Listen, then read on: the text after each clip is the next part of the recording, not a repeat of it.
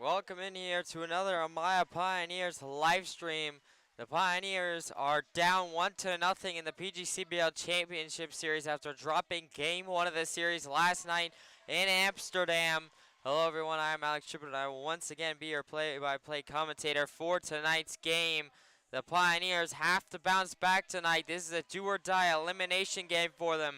If the Pioneers do not win Game 2 of this series tonight, it is over. The season is over and the series is over.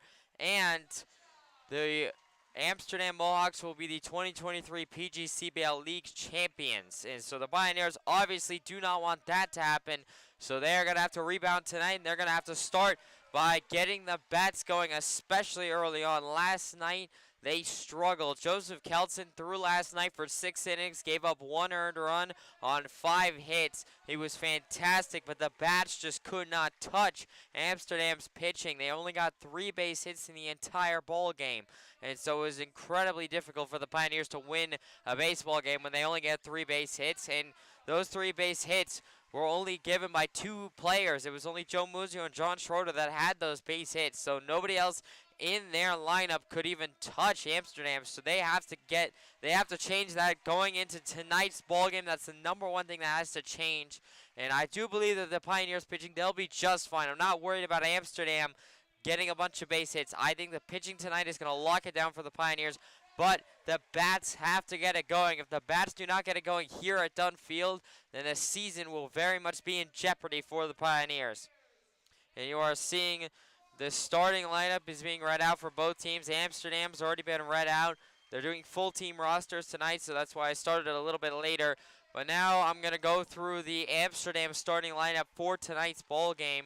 Leading off for the Mohawks, it'll be number 12, Gage Miller, the third baseman. Batting second, it'll be number 2, Brewer Webster, the second baseman. Batting third, it'll be number 34, Luke Longo, the catcher. Batting fourth, it'll be number 30, Cam Gurney, the first baseman.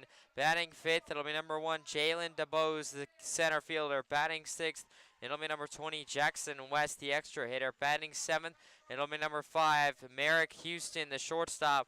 Batting eighth, it'll be number 10, Zach Eldred, the right fielder. Batting ninth, it'll be number 26, Luke Zeisloff, the left fielder. And batting 10th, it will be number 9, Mason Swinney, the designated hitter. Amsterdam will be hitting 10. Elmira will once again be sticking with it. They will be only hitting 9 tonight. And on the mound tonight for the Mohawks, it'll be number 17, Maximilian Ramirez, who will be starting for the Mohawks. And now I'm going to go through the Elmira Pioneers starting lineup, as I do have the starting lineup graphic ready to go, so you can see the starting lineup. Leading off, it'll be number 2, Dom Presto, the shortstop. Batting second, and it'll be number 77, Joe Muzio, the third baseman. Batting third, it'll be number 10, John Schroeder, the catcher.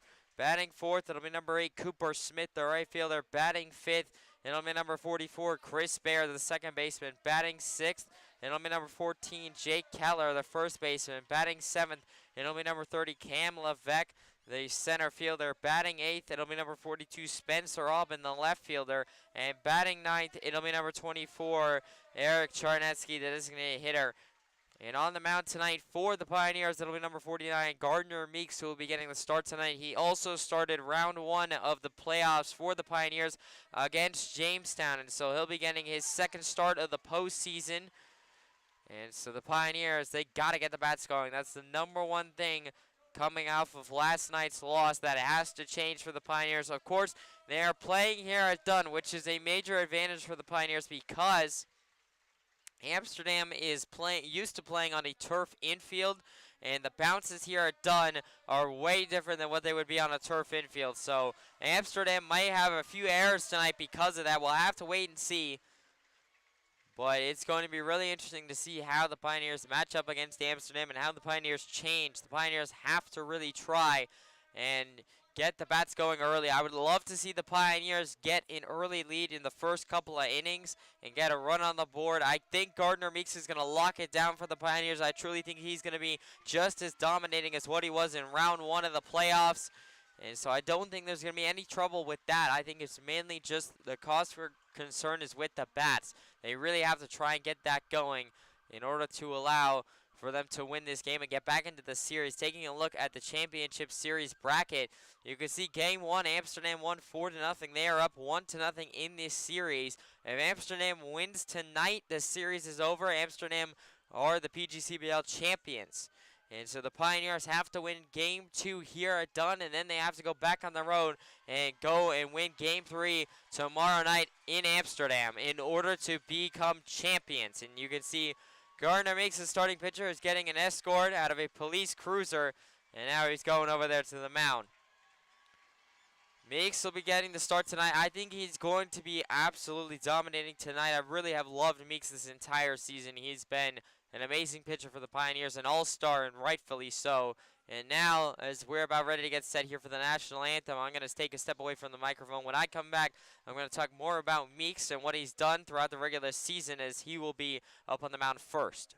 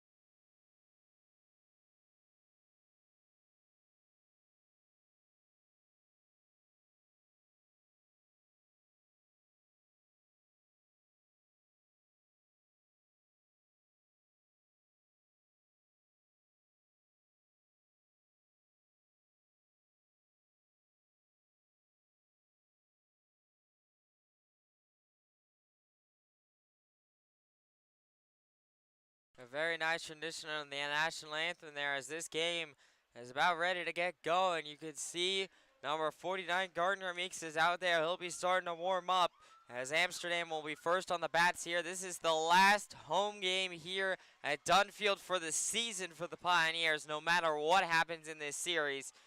This is the last home game for the Pioneers. They're looking to make it a win to extend this series to a third game, a winner-takes-all, game 3. And Gardner Meeks will be a big part of that. He'll be starting on the mound tonight. Taking a look at Meeks' stats from the regular season, he made 11 appearances and 2 starts. He has a 1.0 ERA in 36 innings pitched. He's only given up 20 hits, 6 runs, only 4 of those earned. Not to mention 16 walks, and has 38 strikeouts this season. He was masterful against Jamestown, where he threw all 9 innings in the first round. That was his last time we saw Meeks pitch.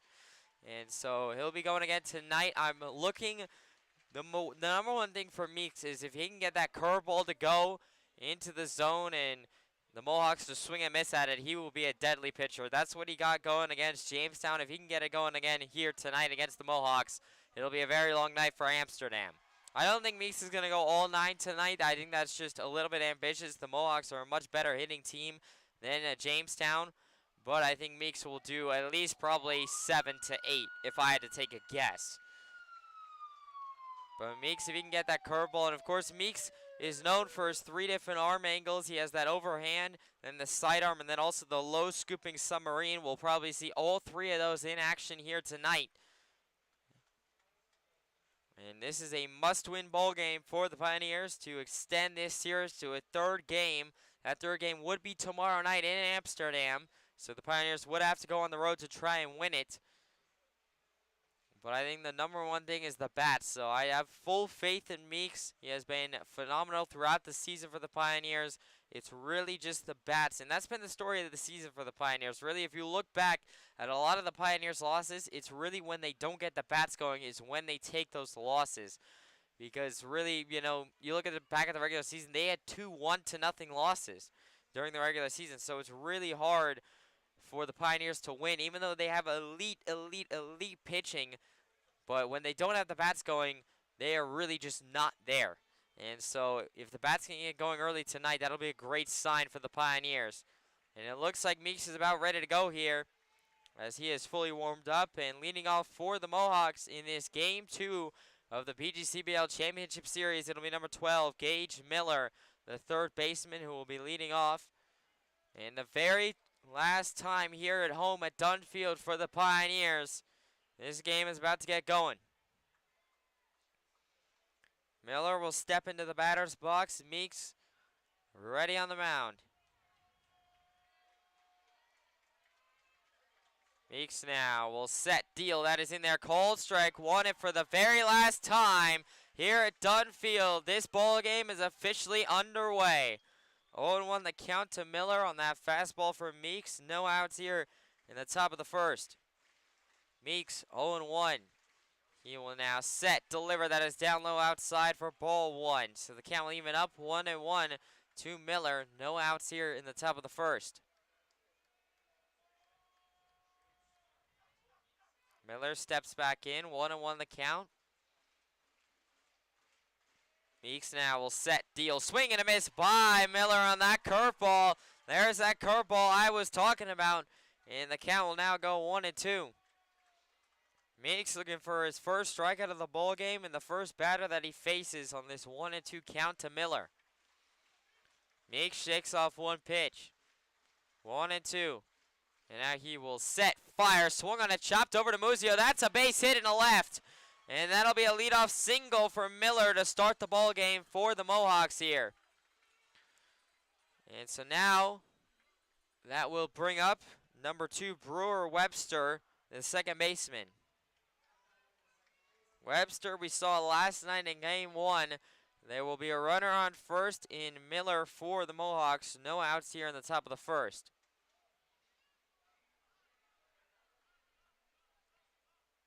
Meeks looks into Webster. Shakes off one pitch. And now he will set, deals. Bunt laid down by Webster. Muzio will field it, throw to first in time. And that'll be a ground out by Webster. But the bunt does do its job, as it will be Miller over there at 2nd base now. So an immediate runner in scoring position for the Mohawks, with only 1 out here in the top of the 1st. And now that'll bring up number 34, Luke Longo, the catcher.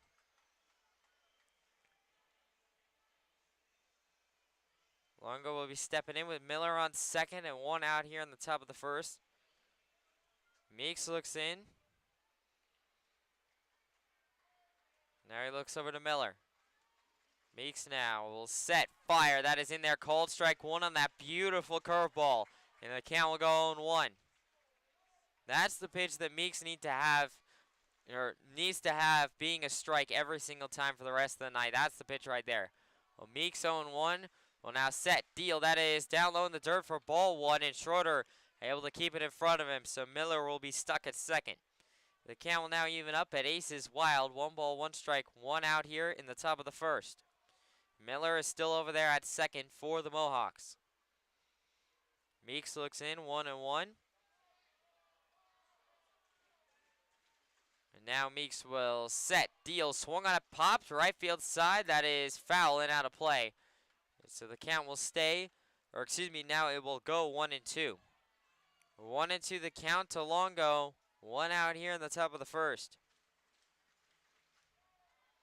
Meeks looks in 1-2, still looking for that first strikeout of the night.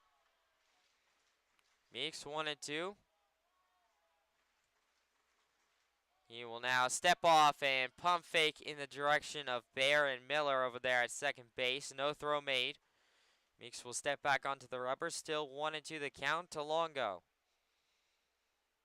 Meeks 1-2. He will now set, deal. That is upstairs for ball 2. So the count will even up at 2-2 to Longo. Still only 1 out here in the top of the first.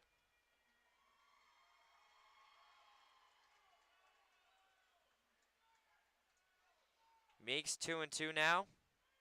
He will now set, deal, swing and a miss by Longo. He goes down swinging. That is the first strikeout of the night for Gardner Meeks, and that will put 1 out, or excuse me, 2 outs on the board here in the top of the first.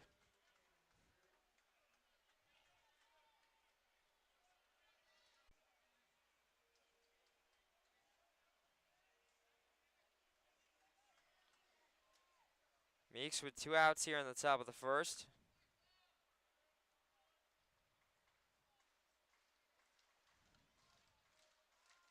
Meeks looks in, and he will now set, deal. That is in there, cold strike 1. 0-1 the count to Gurney. 2 outs here in the top of the first. Top of the first.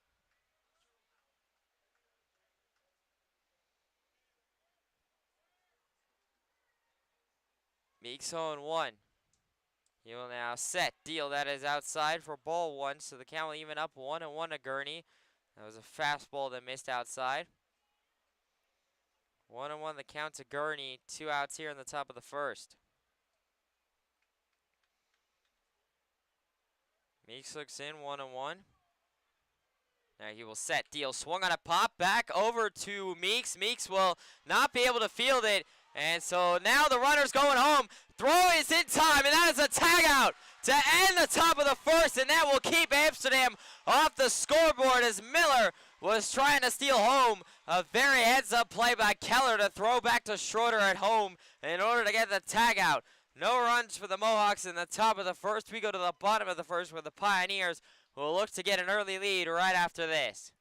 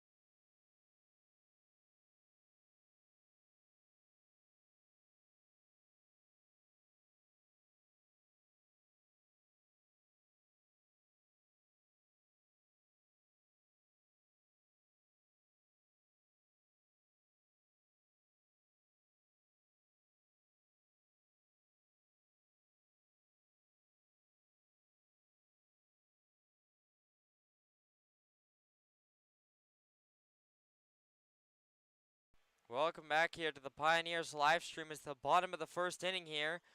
Mohawks and Pioneers still scoreless in Game 2 of this PGCBL Championship Series. You are getting your first look at number 17, Maximilian Ramirez, excuse me. Maximilian Ramirez, who is on the mound for the Mohawks. He's getting a start. He's normally been a more of a bullpen guy. He only has 3 starts during the regular season, but he will be getting the start today as Amsterdam used up a lot of their starters just getting to this championship series. And leading off this inning for the Pioneers, it'll be number 2, Dom Presto, the shortstop. Presto, who's been the leadoff man for a little while here now, almost had a home run in the very first pitch that he saw in last night in Game 1. Ramirez now will set deal. That is upstairs for ball 1. So the count will go 1-0 to Presto. No outs here in the bottom of the first. Pioneers are really looking to try and get a run and a lead early on in this ball game. Ramirez 1-0 will now set deal. That is in there. Called strike 1 on a fastball. So the count will even up at 1-1 to Presto. No outs here in the bottom of the first. Ramirez looks in 1-1. And now he will set deal. That is chopped foul, the right field side. One of the weirder bounces I've ever seen, but the count will go 1-2 anyway. That one was kind of corkscrewing in foul territory down the first base line. Count 1-2 to Presto. No outs here in the bottom of the first. Ramirez looks in 1-2. And now he will set deal. That is upstairs or in there. Called strike 3. Presto goes down looking. And that is a strikeout for Ramirez to put 1 out on the board here in the bottom of the first.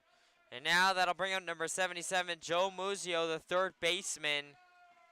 Muzio stepping in here with 1 out in the bottom of the first. No runners on for the Pioneers. Muzio, of course, was about 2 feet shy of getting a home run in last night's Game 1. It was just came off of the fencing in Amsterdam. Ramirez now looks in.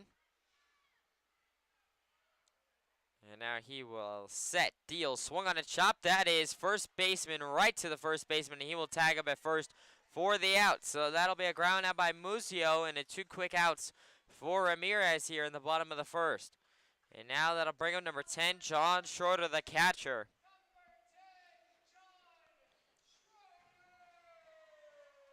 Schroeder will be coming in. He was one of 2 players. Him and Muzio were the only 2 players to have base hits in last night's Game 1.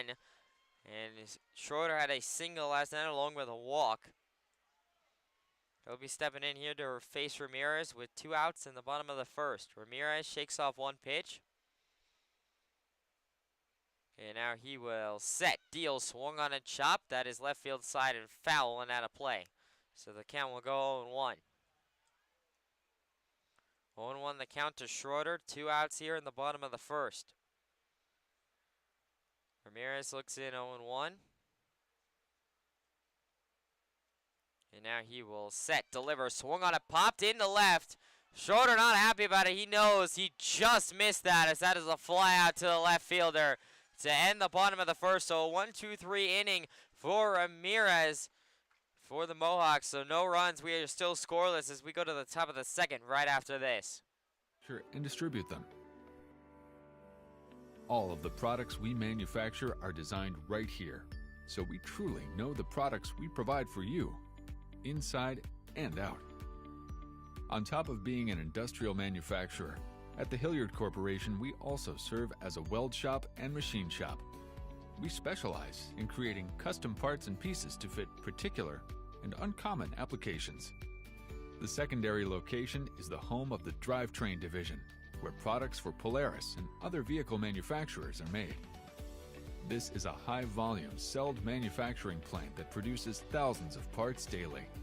Over time, Hilliard's product line has diversified, but our company has stayed true to our Elmira roots. Today, Hilliard maintains its original location while continually expanding its motion control and filtration product lines in the Elmira area. Hilliard designs and manufactures for companies around the globe, occupying more than 500,000 square feet and employing about 500 people. Taking pride in serving the Elmira community for over a century, the Hilliard Corporation.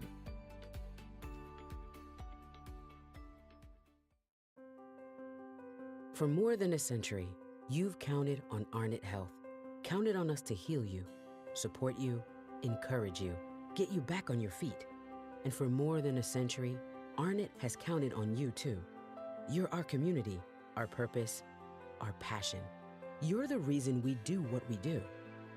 Because giving our patients the best of ourselves is just who we are. Looking forward, Welcome back here to the top of the second inning and the Pioneers live stream. We are still scoreless here in Game 2 of this PGCBL Championship Series.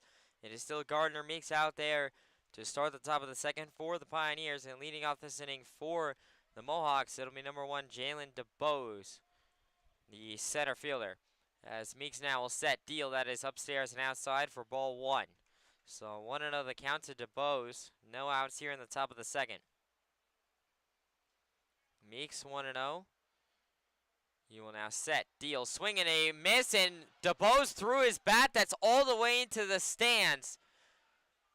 One of the most wild swings and misses is DeBose lost his bat, and it went flying into the VIP section over there in the very far left corner of the VIP section over by the Amsterdam dugout. So the count will even up at 1-1 as DeBose recollects his bat. All the fans are checking each other there as someone might have gotten hit by a flying bat. 1-1 the count to DeBose as he steps back in. Meeks now will set, deal, that is inside, called ball 2 just upstairs as well. So 2-1 the count to DeBose as he will take the lead in the count. No outs here in the top of the second. Meeks now will set, deal, swing and a miss by DeBose on that slider. And the count will even up at 2-2 now. The slider is another pitch that if Meeks can get it going, it can be deadly.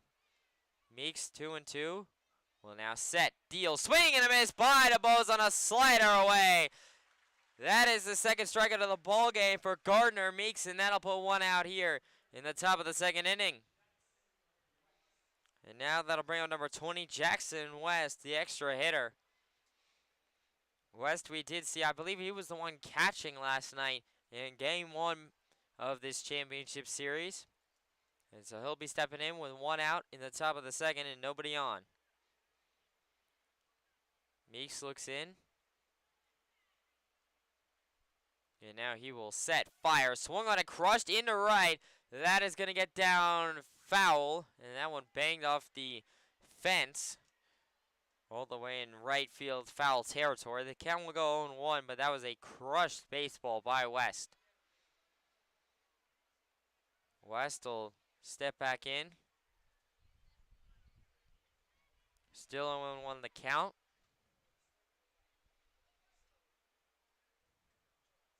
Meeks now will set, deal, swung on a pop back foul by West, and the count will go 0-2, and more fans have to duck out of the way as that one was fouled into the crowd. So 0-2 the count to West. 1 out here in the top of the second. Meeks looking for his 3rd strikeout of the ball game to put 2 outs here in the top of the second. Meeks 0-2. He will now set, deal, that is down low inside, and that hit West. So that will be a hit by pitch off of West's knee. And Meeks not happy about that one. And so that'll put West on first with only 1 out here in the top of the second. And now that'll bring up number 5, Merrick Houston, the shortstop. Houston also was the shortstop last night in Game 1 of this championship series. Meeks looks in. Double play is available for Meeks to get him out of this inning. Meeks now will set, deal, that is in there, called strike 1 on the curveball, and the count will go 0-1. 0-1 the count to Houston. Meeks shakes off 1 pitch. And now he will set, deal, swing and a miss by Houston. And the count will go 0-2. That was a fastball inside. Houston got a piece of it actually, but it was fouled into the catcher's glove of Schroeder. 0-2 the count. Meeks looking still for that 3rd strikeout here. Meeks will now set, deliver, swung on a chop. That is left field side and just foul down the 3rd base line. So the count will stay 0-2 to Houston. Still 0-2 the count. Now the claps going here are done for Meeks. This is a packed house tonight here, as it should be for the last game here at Dunn of the 2023 season. Meeks will set deal. That is just upstairs and outside for ball one. 1-2 the count to Houston now. One out here in the top of the second. Meeks looks in, 1-2. And now he will set. Deal swung on and pop. That is right field side and fouling out of play. So the count will stay at 1-2 to Houston. One out here in the top of the second. Claps once again going here at done for Meeks. 1-2 the count. Meeks now will set. Fire. Swung on it. Chopped off the end of the bat right to Bear. Bear will tag him at second. Throw to first. In time. He got him. That is a 4-3 double play to end the top of the second inning. No runs for the Mohawks in the top of the second. We go to the bottom of the second. Pioneers looking to break the scoreless deadlock right after this.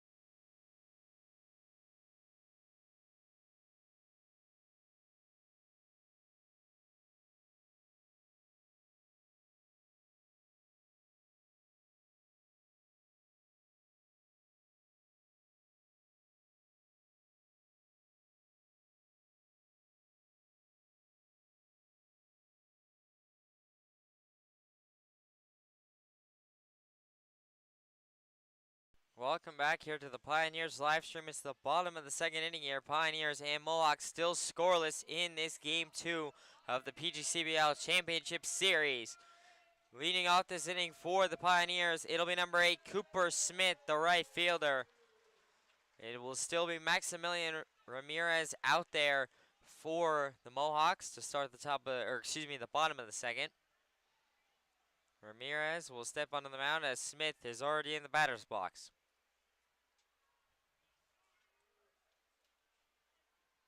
Ramirez looks into Smith. And now he will set, deliver, swung on it, popped into right. That is going to be foul and out of play. So the count will go 0-1 to Cooper Smith. No outs here in the bottom of the second. Smith, during the regular season, made 31 starts. He had a .281 batting average, 13 runs, 27 hits, 15 RBIs, 12 walks, 13 strikeouts, and 17 stolen bases. Ramirez now 0-1. Will now set, deal, swung on a pop, into right again, same spot. Once again, fouling out of play. The count will now go 0-2 to Cooper Smith. No outs here in the bottom of the second.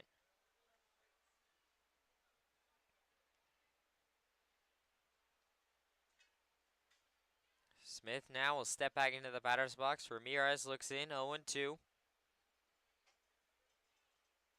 He will now set, deal. That is in there just outside for ball 3. Ramirez was walking away and off the mound as if that was a strikeout. So 1-2 the count now to Cooper Smith. No outs here in the bottom of the second. Ramirez shakes off 2 pitches.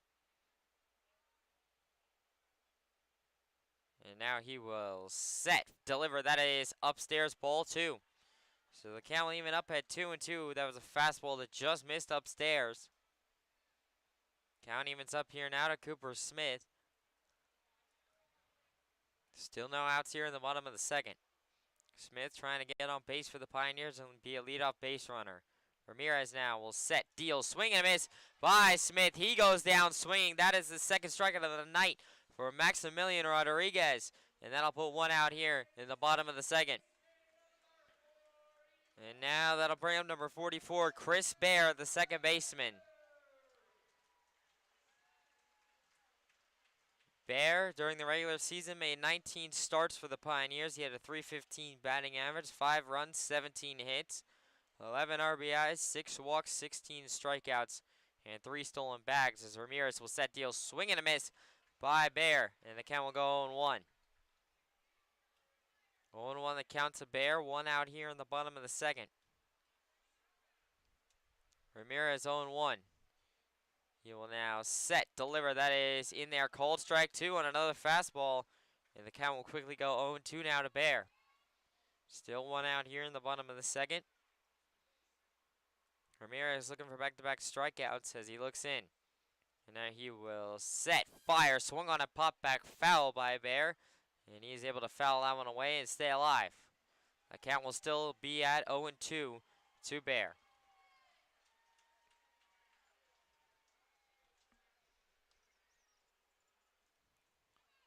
The Pioneers still have not generated a base hit in this ball game. Bear would love to change that here. Ramirez will now set, deal, swing and a miss by Bear. He goes down swinging. That is back-to-back strikeouts for Maximilian Ramirez, and that'll put 2 outs here in the bottom of the second.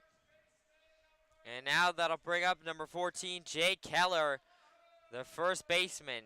Keller in the past for the Pioneers has been the one to break the Pioneers out of their hitless runs. Several times throughout the regular season, Keller, even though he was lower down in the order, still got the first base hit of the game, and then after that, the Pioneers will start to get things rolling. So hopefully he can do that here against Ramirez. Ramirez will set, fire, swing and a miss by Keller, and the count will go 0-1.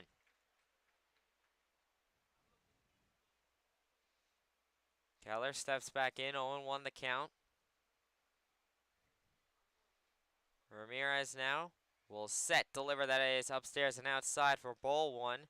So the count will even up at 1-1 to Keller. 2 outs here in the bottom of the second. Keller during the regular season made 33 starts and a .228 batting average. Ramirez 1-1 will now set, deliver, swung on a pop back foul just off the top of Keller's bat. And so the count will go 1-2 now. 1-2 the count to Keller. 2 outs here in the bottom of the second. Crowd coming alive here to try and get Keller to get a base hit. Ramirez looks in 1-2. Shakes off 2 pitches.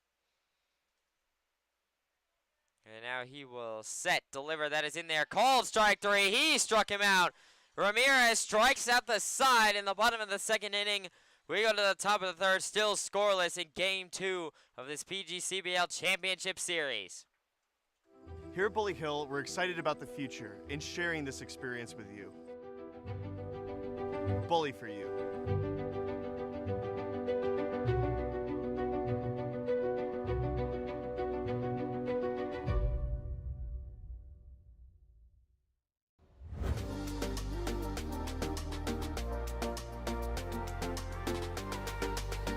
I was actually a passenger on the bus.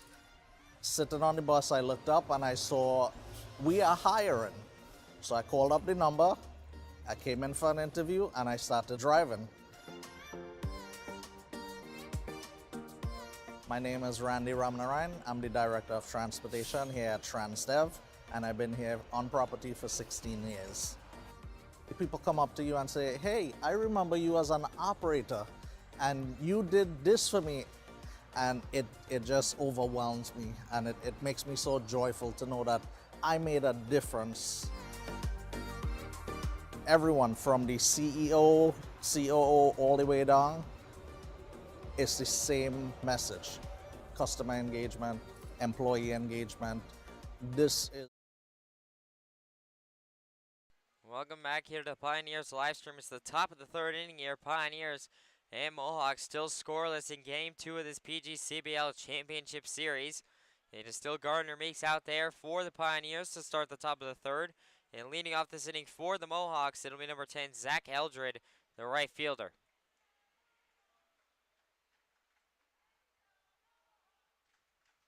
Well, let's go Mohawks chant already going here at done. There's actually quite a lot of Mohawks fans that made it down here to Elmira. And they did have buses to ship the fans down here as that is ball one away to Eldred. So 1-0 the count. And now there are conflicting cheers here between Let's Go Pios and Let's Go Mohawks. I can hear it on my left is the Mohawks, right is the Pioneers, as that is ball two outside. So the count will go 2-0 to Eldred. No outs here in the top of the third.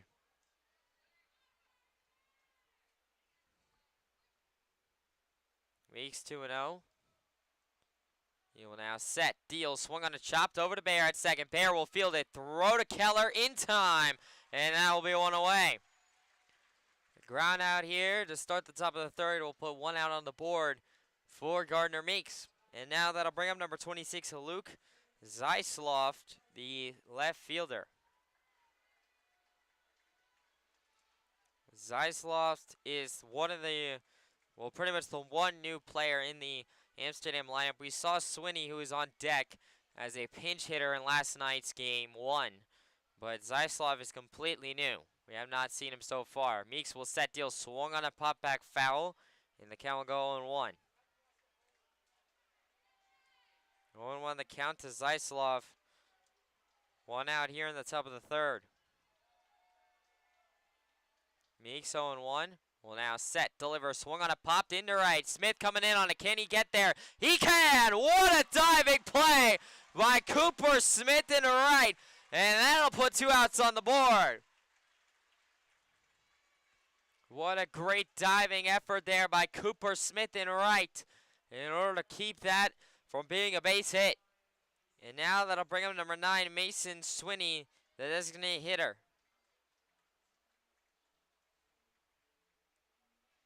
Swinney we saw pinch hitting last night for the Mohawks in game 1. He is now the starting DH for game 2. Meeks will now set, deal, that is in there, cold strike one on that curveball, and the count will go 0-1. 0-1 the count to Swinney, two outs here in the top of the third. Meeks looks in 0-1.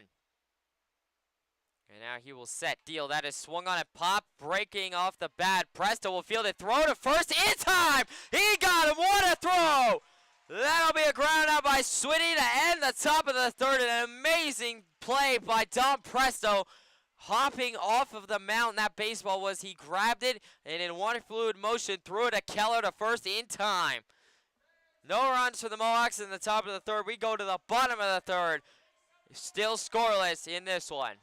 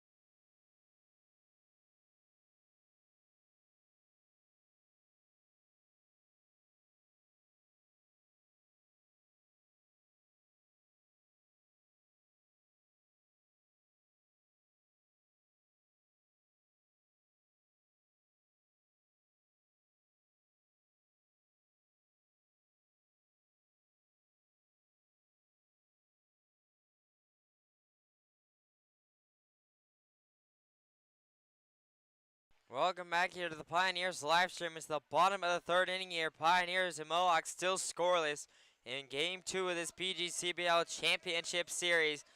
Leading off for the Pioneers in this bottom of the third inning, it'll be number 30, Cam Levesque, the center fielder. Levesque will be leading off and trying to break the hitless streak. And so far, in a game and 2 innings, the Pioneers have only generated 3 base hits against Amsterdam's pitching. Levesque trying to break it. It's still Maximilian Ramirez out there for the Mohawks. As Ramirez now will set, deal, that is in there, called strike one. 0-1 the count to Levesque. No outs here in the bottom of the third.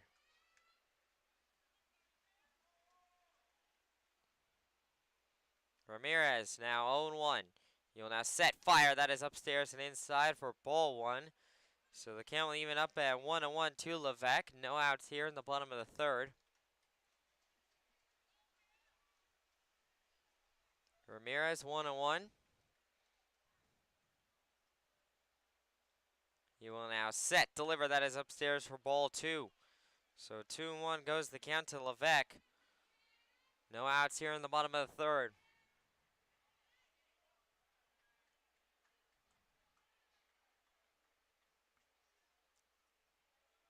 Ramirez 2-1. He will now set, fire, swing and a miss by Levesque on a pitch going away from him. And the count will even up at 2-2. Ramirez has struck out 3 of the last batters for the Pioneers. Trying to make it 4 in a row here for him. 2-2. Ramirez now will set, deliver, swing and a miss by Levesque. He gets it. That is the 4th strikeout in a row for Maximilian Ramirez. And that'll put 1 out on the board here in the bottom of the third. And now that'll bring up the one change in the Pioneers lineup from last night, which would be number 42, Spencer Upp, in the left fielder, who will be replacing Nick Bisaccia.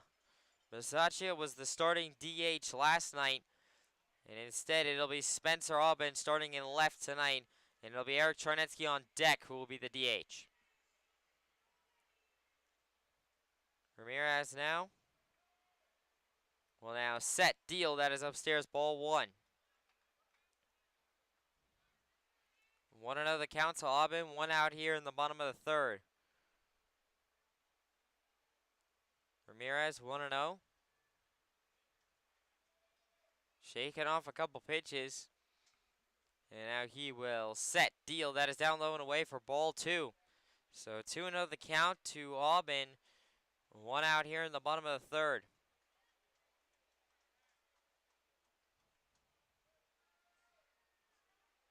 Ramirez looks in, 2-0.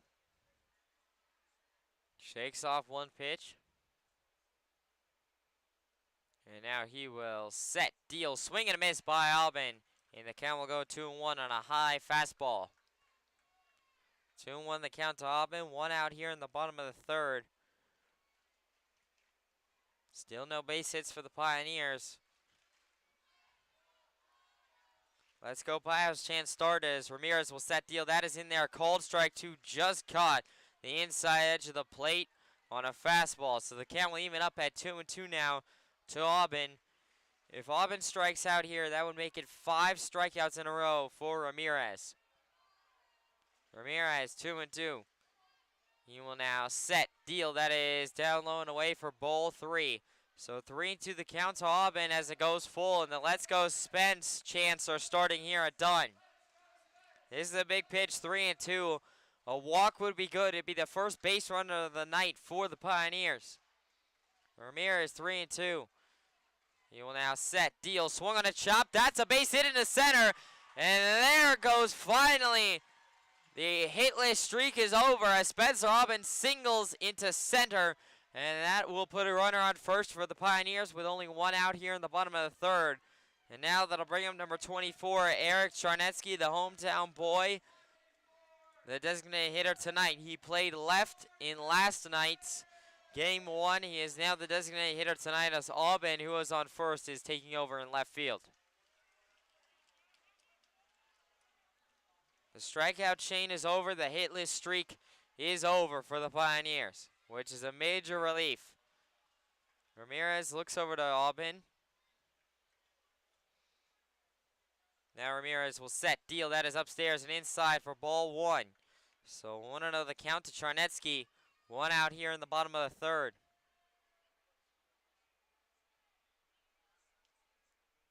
Ramirez looks in, 1-0. Aubin takes his lead off first. Ramirez now will set, deal, swung on a pop back foul over my head. And the count will even up now at aces wild. 1 ball, 1 strike, 1 out here in the bottom of the third.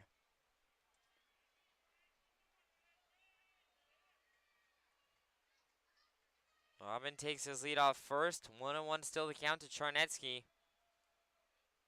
Ramirez looks over to Aubin. And now he will set, deliver, swing and a miss by Charnetsky. And the count will go 1-2. 1-2 the count to Charnetsky. 1 out here in the bottom of the third. Ramirez looks in 1-2.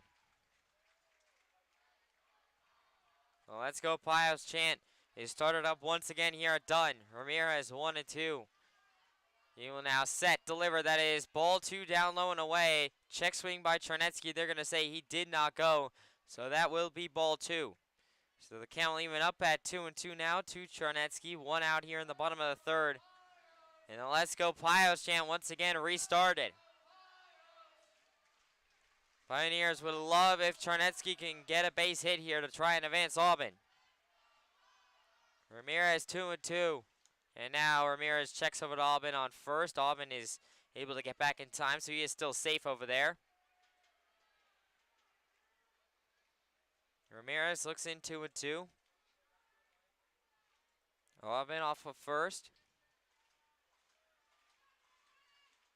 Ramirez now will set, deal, swung on a pop back foul right field side, and the count will stay at 2-2 to Charnetsky.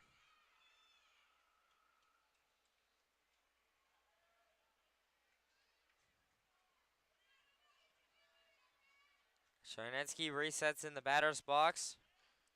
2-2 the count, 1 out here in the bottom of the third. Aubin takes his lead off first. Ramirez 2-2. He will now set, deliver. That is down low and away for ball 3. The catcher just able to hang on to that one, and that would have been an extra base for Aubin. Well, now a big pitch coming up for Ramirez as it is a full count. 3-2 now to Charnetsky. Aubin takes his lead. 3-2 the count. Ramirez now. He will now set, deliver. That is upstairs, ball 4. No! That is a strikeout for Ramirez. That is Ramirez's 6th strikeout of the night. And that'll put 2 outs here in the bottom of the third. I thought the umpire was going to call that up, but he called that a strike and set instead. So now 2 outs here in the bottom of the third. It is still Aubin at first, but we are back to the top of the order for the Pioneers. And to number 2, Dom Presto, the shortstop.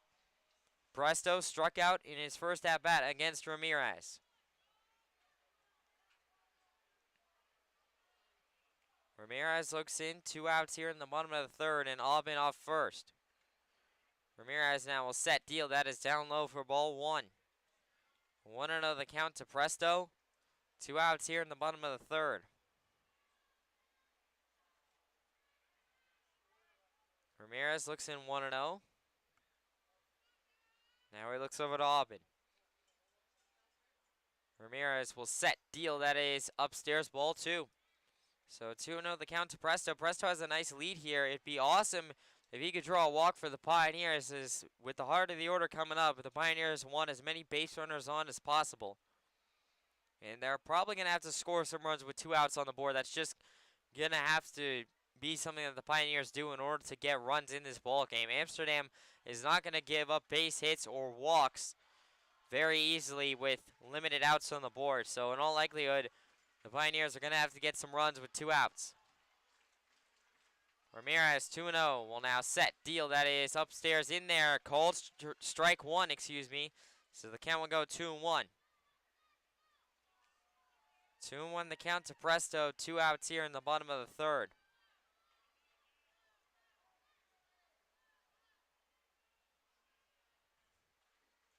Ramirez 2-1. As he will now set, deliver, swung on a broken bat, single over to third. Third baseman will field it, throw to first in time. And that'll be a ground out by Presto to end the bottom of the third inning. Once again, the Pioneers come up empty in the bottom of the third and strand a runner on. We go to the top of the fourth, still scoreless in Game 2 of the PGCBL Championship Series.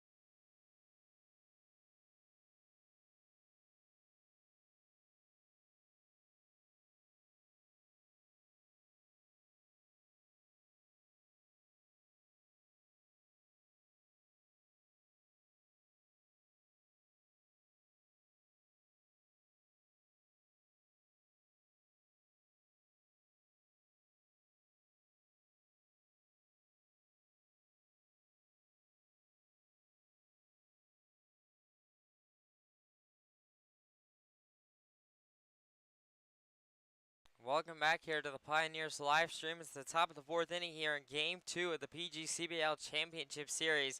We are still scoreless in this one. Gardner Meeks is back out there for the Pioneers to start the top of the 4th.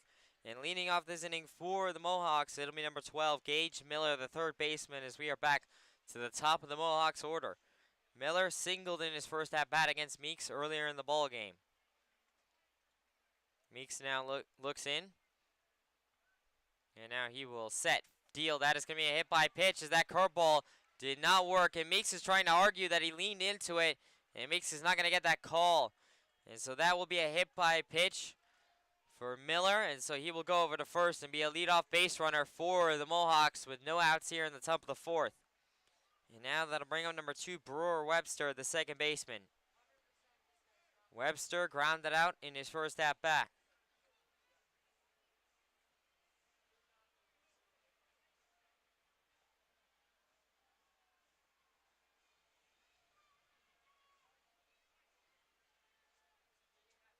Miller off first. Meeks now.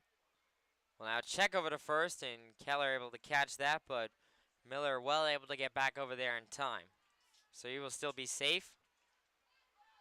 Meeks looks in.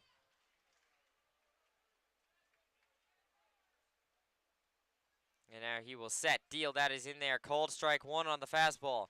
So the count will go 0-1 to Webster. No outs here in the top of the 4th. Meeks looks in 0-1 as Webster taking his time getting set back up. Meeks 0-1. Will now set. Deal. Bunt attempt shown by Webster, but he took that. That was a ball upstairs for ball 1. So 1-1 the count to Webster. Webster did try and lay down a bunt, but the pitch was too high.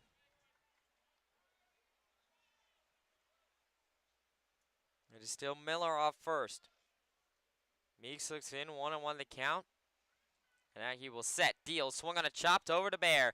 Bear will turn to Presto at second, and he will not throw to first. So that will simply just be a fielder's choice out for Meeks to put one out on the board in the top of the 4th. And so Miller at second is out, but Webster is able to reach first. And so now that'll bring up number 34, Luke Longo, the catcher. Longo struck out in his first at-bat against Meeks. One out here in the top of the 4th.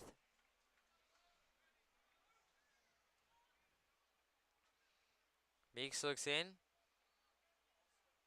And now he will set. Deal, that is in there just inside for ball 1. 1-0 the count to Longo. One out here in the top of the 4th. Meeks 1-0. He will now set, fire. That is in there. Cold strike 1 on that curveball. And the count will even up at aces. Wild now. 1 ball, 1 strike, 1 out here in the top of the 4th inning. It is still Webster over there at first for the Mohawks. Meeks looks in, 1-1. And now he will set. Deal. Swung on a pop back to Meeks. Meeks will field it. Throw to first in time.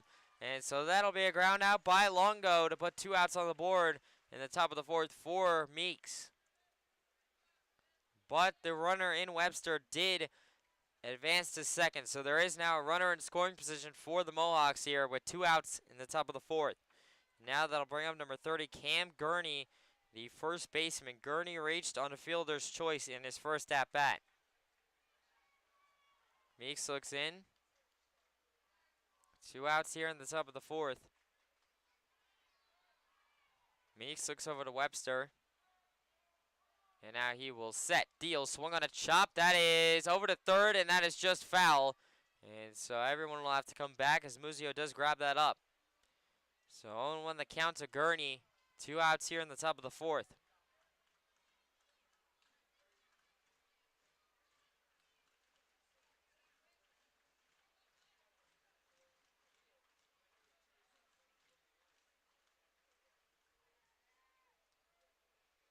Meeks looks in, 0-1 the count.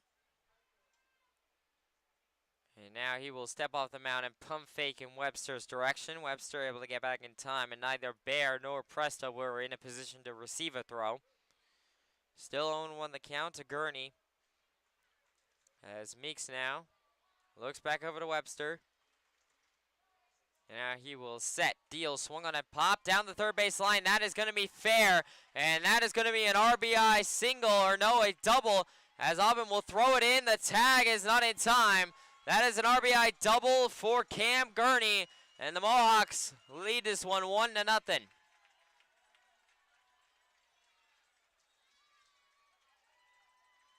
And already not a good start for the Pioneers.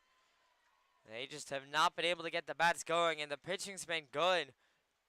But it has to be elite in order to keep the Pioneers in these bowl games. Gurney is now over there at second. And now that'll bring up number 1, Jalen DeBose, the center fielder. DeBose struck out in his first at-bat. Makes now. Will set, deal. That is down low and away for ball 1.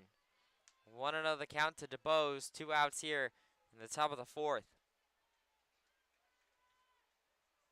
Meeks looks in, 1-0. And now he will set, deal. That is in there just down low, ball 2. 2-0 the count to DeBose. 2 outs here in the top of the 4th. Still any out gets Meeks out of this inning. Meeks looks in, 2-0. And now he will set, deal. That is in there, called strike 1. 2-1 the count to DeBose. That was an inside fastball, by the way. Pioneers, like I said at the very start of this stream, they're going to have to get the bats going. However, if Meeks can keep this a close ball game, there is still plenty of time. We're only in the top of the 4th inning, so no time to panic for the Pioneers. They have plenty of time to come back in this one. That was ball upstairs and outside for ball 3. So 3-1 the count now to DeBose. 2 outs here in the top of the 4th.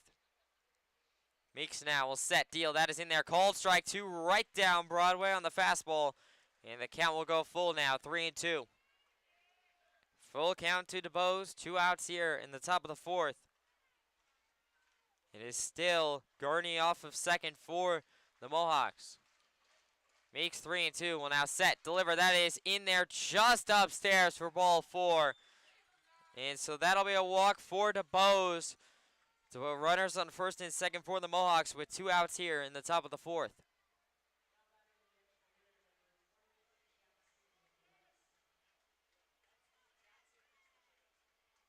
Still 2 outs here in the top of the 4th, but now runners on first and second. Still any out gets Meeks out of this inning. And now that'll bring up number 20, Jackson West, the extra hitter. West was hit by a pitch in his first at-bat. Meeks now will set, deal. That is down low and away for ball 1. So 1-0 the count to West. 2 outs here in the top of the 4th. Meeks 1-0. He will now set, deal. That is inside, ball 2.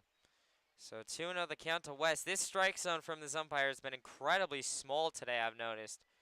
Meeks has not been getting a lot of the calls that he got back in round 1. And to be honest, I don't think any of these pitchers have been getting a lot of the calls.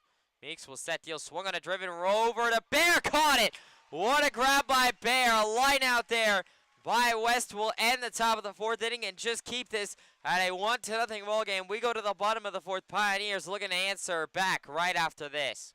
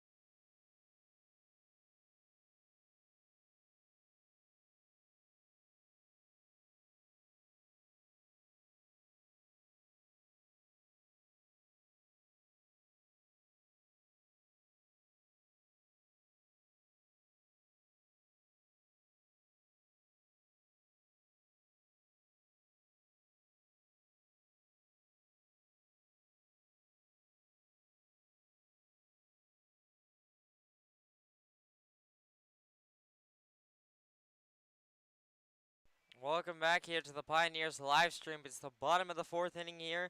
Mohawks still lead it 1-0 over the Pioneers. Pioneers looking to answer back after Meeks gave up 1 run in the top of the 4th inning. It'll be the heart of the order up for the Pioneers, so this is a good opportunity for the Pioneers to answer back. Leading off, it'll be number 77, Joe Muzio, the third baseman. Muzio grounded out in his first at-bat. And it'll still be Maximilian Ramirez out there for the Mohawks to start the bottom of the 4th.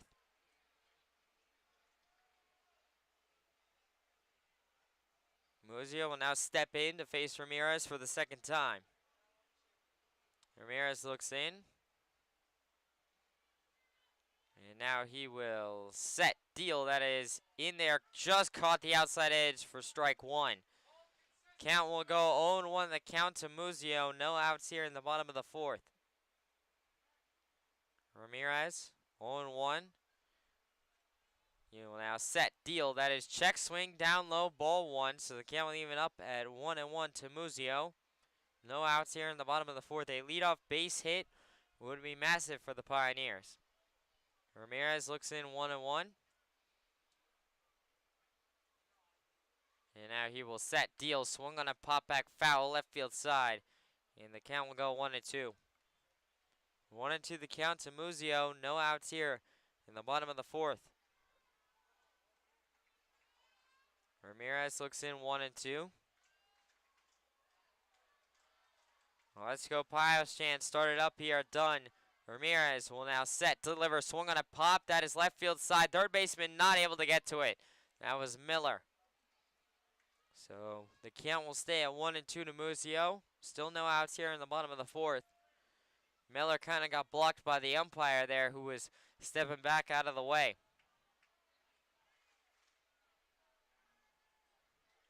Well, let's go. Pioshin is still going strong here. Done for Muzio.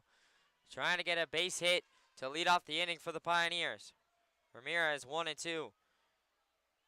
He will now set, deal, swing and a miss by Muzio. He goes down swinging. That is the 8th strikeout of the night for Maximilian Ramirez, and that'll pull one out here in the bottom of the 4th. And now that'll bring on number 10, John Schroeder, the catcher. Schroeder, in his first at bat, he flew out, but he was mad as if he knew he could have caught full barrel contact on that pitch, and then he just didn't. So I think Schroeder might have had a home run had he actually been able to get full barrel on that hit. Ramirez now will set, deal. That is down low for ball 1. 1-0 the count to Schroeder. 1 out here in the bottom of the 4th. Ramirez looks in 1-0. Schroeder trying to get a base hit here, trying to draw a walk just to give the Pioneers something. Ramirez 1-0 will set, deal. Swung on it, crushed into center. Going back as the center fielder, he will make the play. And so that will be a fly out by Schroeder to put 2 outs on the board here in the bottom of the 4th. And now that'll bring up number 8, Cooper Smith, the right fielder. Smith struck out in his first at-bat against Ramirez.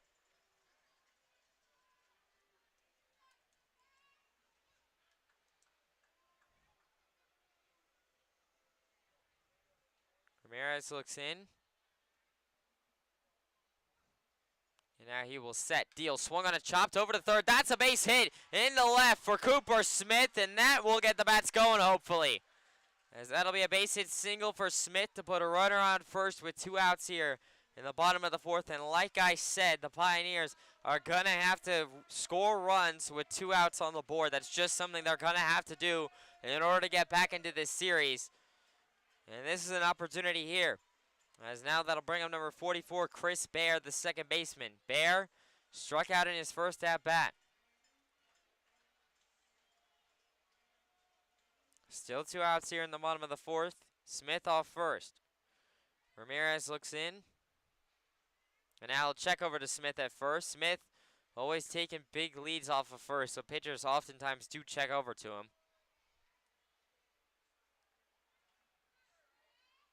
Smith once again will take his lead. Ramirez now will set, deliver. That is in there. Cold strike 1. 0-1 the count to Bear. 2 outs here in the bottom of the 4th. Ramirez looks in 0-1. The crowd trying to get Bear and the Pioneers back into this ball game. Ramirez 0-1. He will now set, deliver, check swing. They're going to say he did go, and so that'll be strike 2. 0-2 the count to Bear. 2 outs here in the bottom of the 4th.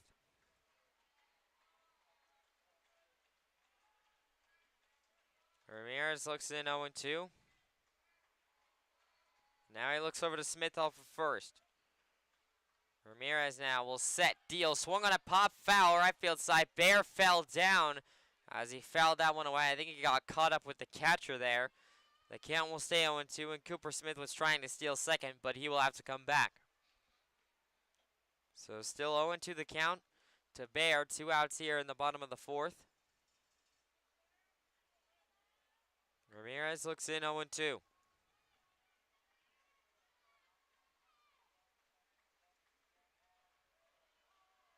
Ramirez looks over to Smith. Smith able to get back in time as once again Ramirez checked over to him. Still 0-2 the count to Bear. Bear trying to get a base hit here. Ramirez looks in 0-2.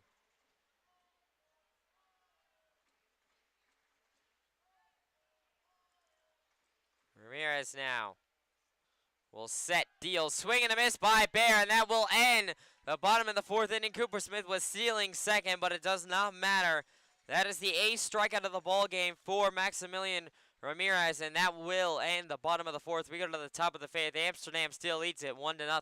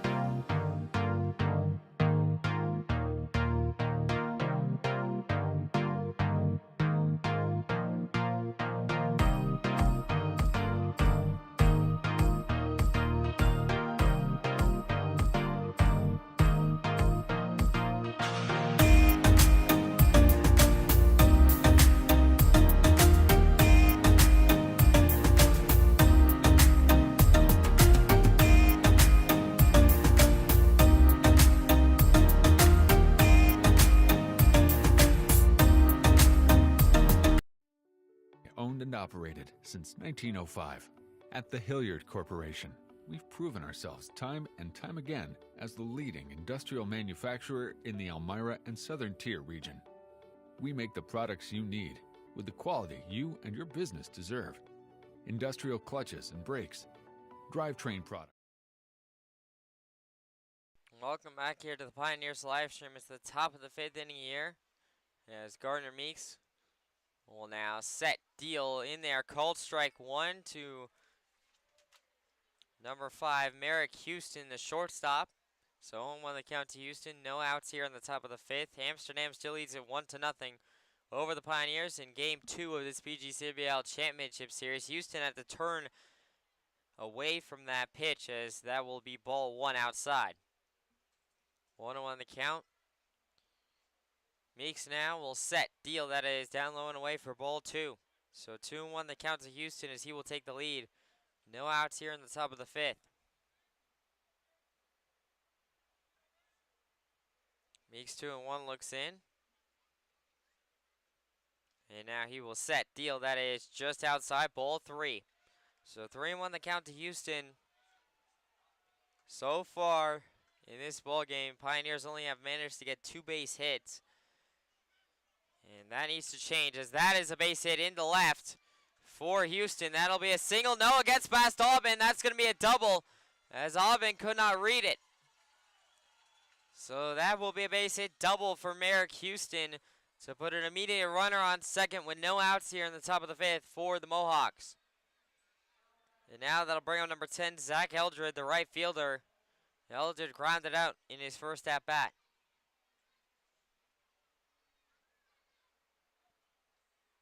Schroeder having a word with Meeks here on the mound.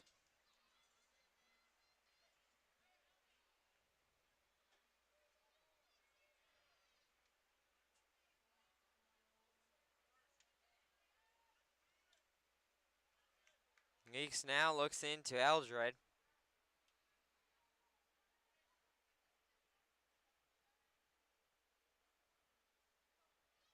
Meeks now looks over to Houston, and now Houston hesitated there, but no defensive players were ready to receive a throw from Meeks, so Houston will still be safe, and he retakes his lead.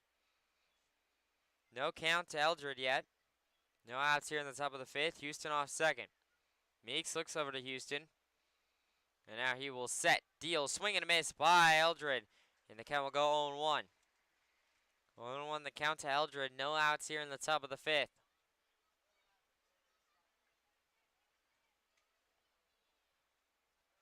Meeks looks in 0-1.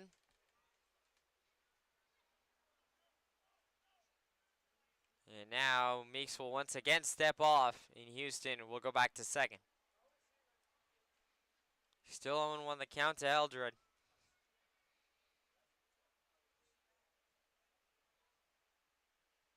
Meeks looks back and forth, and now he will set, deal, bunt laid down by Eldred, but he fouls it back off the bottom of his bat, so the count will go 0-2 now. 0-2 the count to Eldred. No outs here in the top of the fifth. Meeks 0-2. He's looking for the strikeout. That would be Meeks's, his third one of the ball game. Meeks 0-2. He will now set, deal, that is upstairs, ball one. So 1-2 the count now to Eldred. Still no outs here in the top of the fifth. Houston still off of second for the Mohawks. Meeks looks in 1-2. Let's go Pio's chance started up again. Meeks will now set, deal, that is down low and away for ball two. 2-2 the count to Eldred.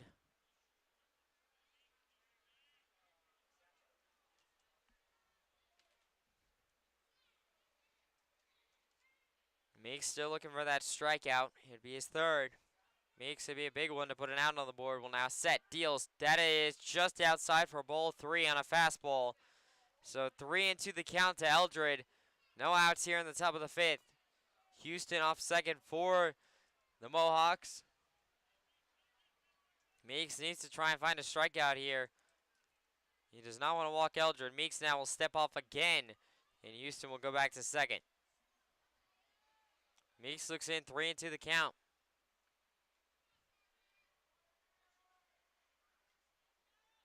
And now he will set, deal, swung on it, popped into left.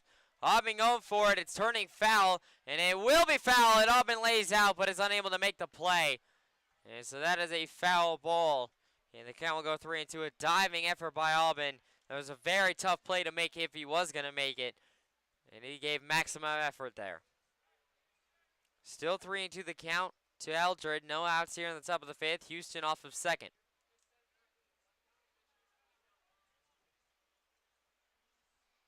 Mohawks known for laying down a lot of bunts. They've done it in game one a lot, and they've continued to do it here in game two. Meeks looks in 3-2, trying to find that strikeout. And now he will set, deal, that is upstairs and outside, ball four. And so that'll be a walk for Eldred to put runners on first and second for the Mohawks with no outs here in the top of the fifth.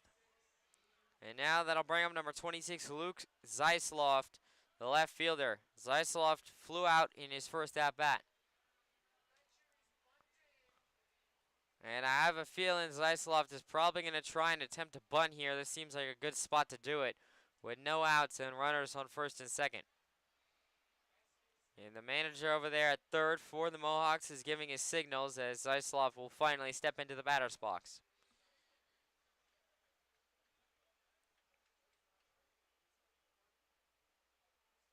Meeks now will set, deal, and a bunt is laid down, and that is fair. Meeks will not be able to field it, and that is going to be a reach. As Meeks thought it was going to roll foul, it didn't. It stayed exactly down the line, And so the bases are now loaded as that is a base hit single for Zeisloft. Bases now loaded for the Mohawks. No outs here in the top of the fifth, and Meeks in some serious trouble. And now that'll bring up number 9, Mason Swinney, the designated hitter. Swinney grounded out in his first at-bat. Meeks looks in. Bases loaded. No outs in the top of the fifth. Meeks now will set. Deal. Swung on it. Popped into right. That is foul and out of play. Keller, he's going for it. He will not be able to make it. So that is just a foul ball. And the count will go 0-1. 0-1 the count to Swinney. No outs here in the top of the fifth.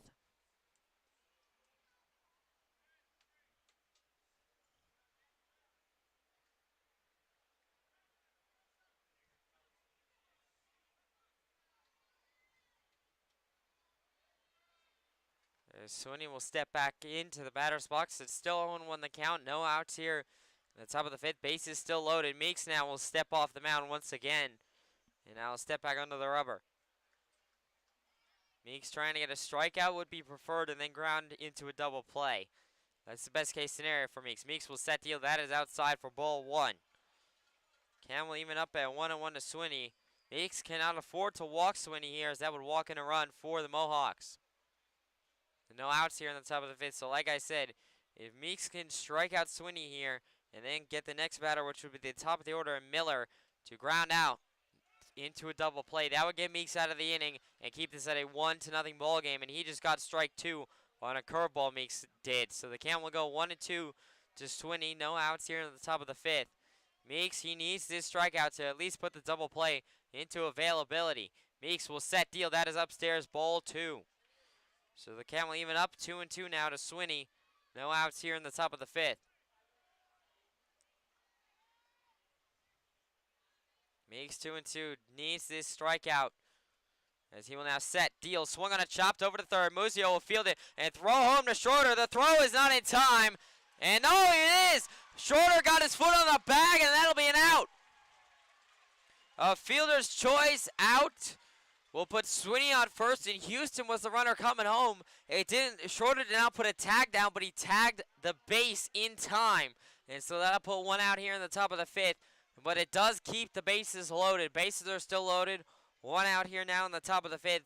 It is still only a 1-0 ball game. But if Meeks can get a ground out to short and presto to turn a double play, the Pioneers can still only be down 1 run here. Miller so far singled in his first at-bat, hit by a pitch in his second at-bat. Meeks now will now set. Deal. That is inside, ball 1. Miller is leaning in quite a lot over the plate, so it's really hard for Meeks to pitch inside because he's in danger of hitting him. But he's all the way, his feet are past the batter's box lines. They're washed away from all the dirt, but they are above the batter's box lines 100%. 2-0 the count to Miller, so Miller is farther in than what he should be because he's out of the batter's box technically. His feet are half out. 2-0 the count to Miller, 1 out here in the top of the fifth. Meeks now 2-0 will set, deals, check swing upstairs, ball 3. Or no, they're going to say he did not go, yes. So that'll be ball 3 to Miller. And now Meeks has to get a strike here or he will walk in a run for the Mohawks. Meeks 3-0 the count. 1 out here in the top of the fifth. Meeks now will set, deal, that is in there, called strike 1 on a fastball right down Broadway. So the count will go 3-1 now to Miller. 1 out here in the top of the fifth. Bases still loaded. Meeks trying to get Miller to ground out to Presto for a double play. Meeks 3-1. He will now set, deal, that is a swing and a miss by Miller. And the count will go full now, 3-2. And all of a sudden, Meeks is working his way back. You started at 3-0. It is now full at 3-2. If Meeks can get the strikeout here, that would be massive to put 2 outs on the board. Meeks 3-2. Will now set, deliver, swung on a driven left field side. That is crushed, but it is foul. So the count will stay at 3-2. Still 3-2 the count to Miller. 1 out here in the top of the fifth. Meeks looking for the strikeout or the ground out. One of the two. If he can get Miller to ground to Presto, they can turn 2 and get out of this inning. If Meeks strikes him out, that puts 2 outs on the board, and then any out for Meeks gets Meeks out of this jam. Meeks 3-2 will now set, deal, swung on a pop back foul. Schroeder going for it. He will run out of room as that is off the roof of Dunn Field. So the count will stay at 3-2 still. This is a massive at-bat for this ball game as the Pioneers have struggled to get base hits, so Meeks needs to try and keep this game as close as possible in order to allow for the Pioneers to come back. 3-2 the count, 1 out here in the top of the 5th. Meeks still 3-2. And now he will set, deal, that is inside, ball 4, and that'll be a walk for Miller. They're going to say actually it's a hit by pitch, but that will score a run for the Mohawks. So the Mohawks now lead it 2-0, and the bases are still loaded with only 1 out here in the top of the 5th. And so now before Brewer Webster takes the pitch, I'm going to reset my battery real quick.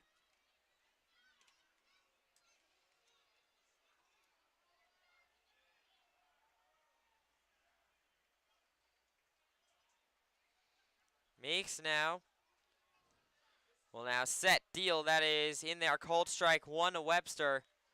So 0-1 the count, 1 out here in the top of the 5th. Base is still loaded for the Mohawks. And a now 2-0 ball game. Meeks 0-1. He will now set, deal, swung on a pop. That's a base hit to the left, and that'll score 1 run.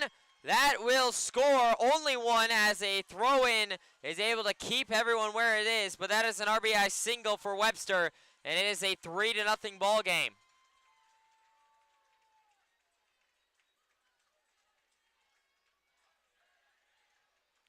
And the Mohawks fans are loving it here. They can smell it.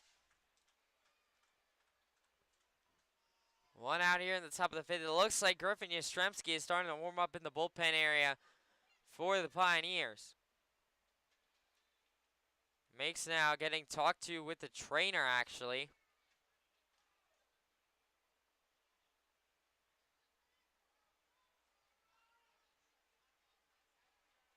Bases are still loaded for the Mohawks. 1 out here in the top of the 5th, as now it'll be Luke Longo, number 34, the catcher, up at the plate. Longo struck out in his first at-bat, grounded out in his second at-bat.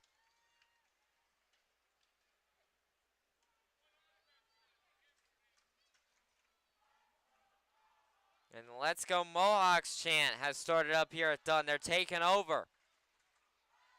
1 out here in the top of the 5th. Base is still loaded for the Mohawks as Longo comes up to the plate. Meeks will now set, deal, that is in there, cold strike 1 on the fastball. Count will go 0-1 to Longo. 1 out here in the top of the 5th. In the best case scenario, Meeks can get Longo to roll over to Presto for a double play. That immediately gets Meeks out of the inning or a strikeout. Meeks will now set, deal, that is in there, cold strike 2 on a curveball. And the count will go 0-2.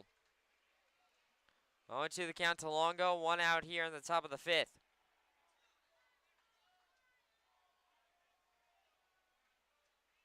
Meeks 0-2 as he will now step off. Meeks now will step back under the rubber. Still 0-2 the count to Longo. Looking for the strikeout or the ground out, either one. Meeks will now set, deal, that is down low and away for ball 1. 1-2 the count to Longo. 1 out here in the top of the 5th.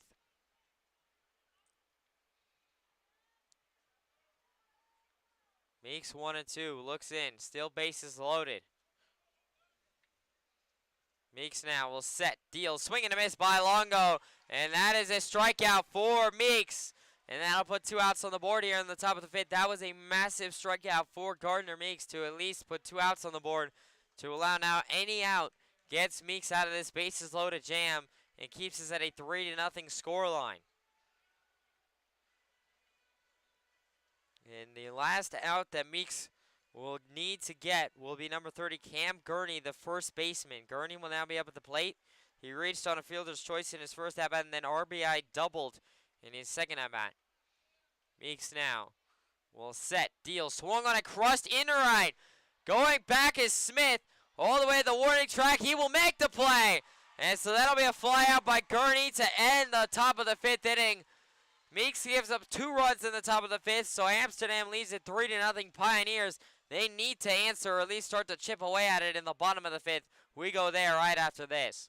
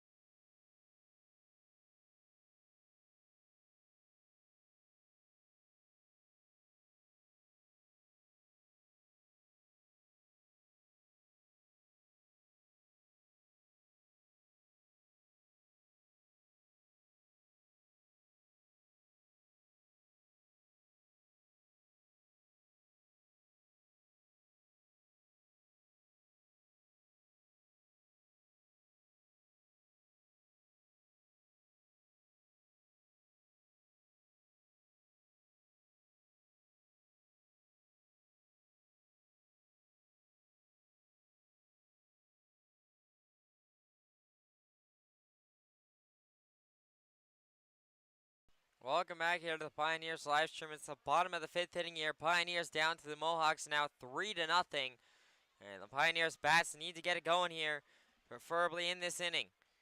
Leading off this inning for the Pioneers, it'll be number 14, Jay Keller, the first baseman.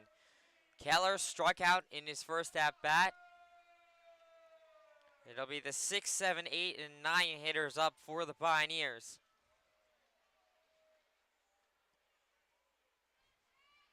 It is still Maximilian Ramirez out there for the Mohawks. Ramirez now will set, deal, check swing. They're going to say he called strike 1 anyway, just caught the outside edge of the plate. So the count will go 0-1.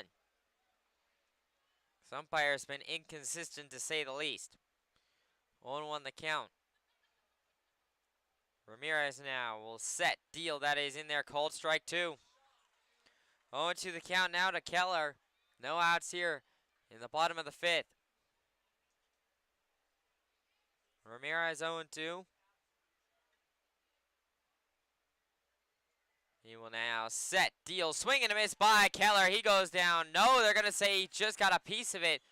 Or no, that's going to be the strikeout. So that is the 9th strikeout for Ramirez.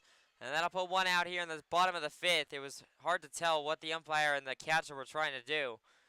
Well, that'll be a strikeout. So 9 strikeouts for Ramirez. It's not a good sign for the Pioneers. And now that'll bring up number 30, Cam Levesque, the center fielder.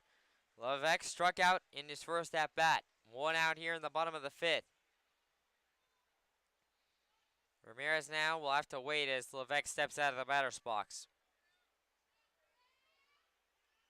Levesque now steps back in. Ramirez now will set, deal, swung on it, driven right to the shortstop. Shortstop will field it, and Houston throw to first in time. And that will be 2 away here now, as that's ground out by Levesque.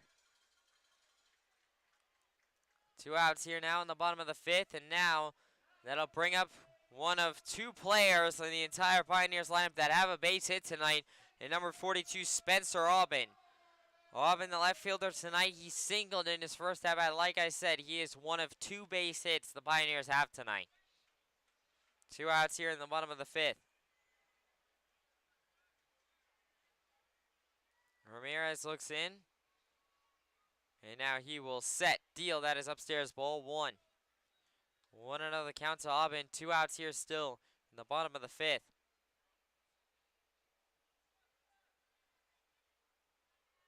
Ramirez 1-0, looks in. And now he will set. Deal, swing and a miss by Albin. And the count will even up at 1-1. 1-1 the count to Albin. Still 2 outs here in the bottom of the 5th. Ramirez looks in 1-1.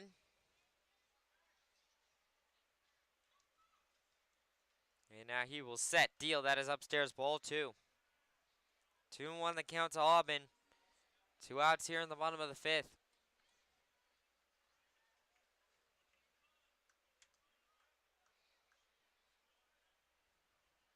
Ramirez looks in 2-1. And now he will set. Deliver. Swung on a pop back foul by Albin. And the count will even up at deuces. Wow, that one came off the catcher. He's a little bit shaken up down there. So it is 2 balls, 2 strikes, 2 outs here now in the bottom of the 5th. Albin looking to try and go 2 for 2 here and get another base hit.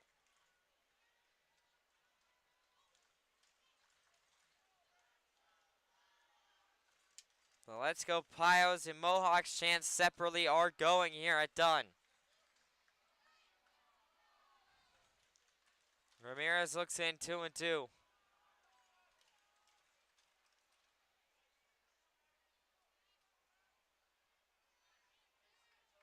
Ramirez now will set, deliver, that is in there. Called strike 3, he struck him out. And that is the 10th strikeout of the ball game for Maximilian Rodriguez. And once again, no runs, not even a base hit for the Pioneers in the bottom of the 5th. We go to the top of the 6th. Mohawks lead it 3-0.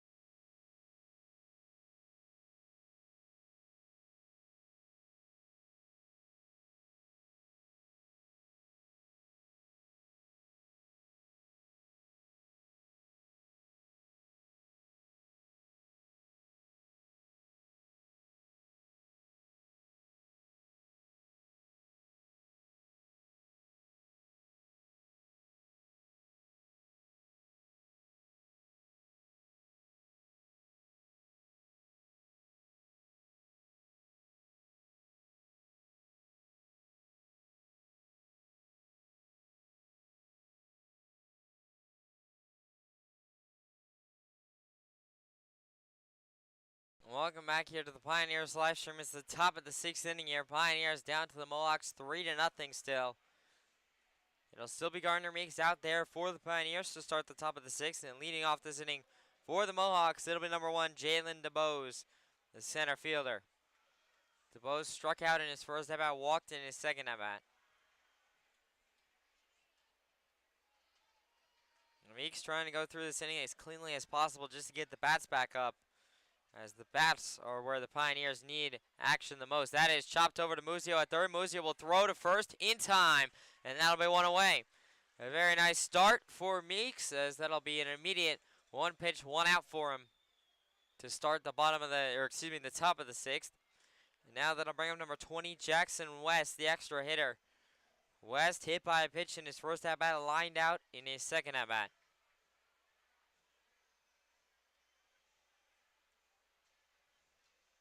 Once again, the story of this series has been the Pioneers' bats laid silent. And so far, that's the case today. Pioneers hoping that Meeks can give them another crack at it in a still 3-0 scoreline.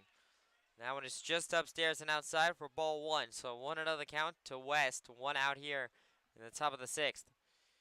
Meeks now looking over towards the dugout and sort of shrugging his shoulders.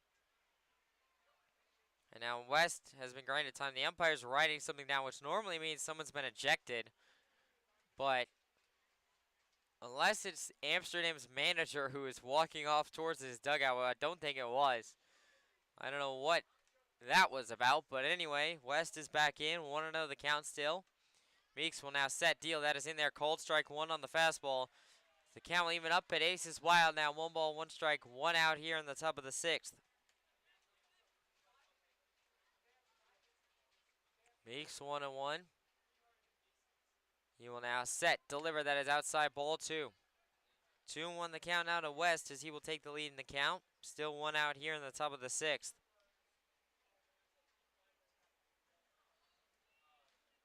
Meeks 2-1. He will now set, deliver. That is down low and away, ball 3. 3-1 the count to West. 1 out here in the top of the sixth.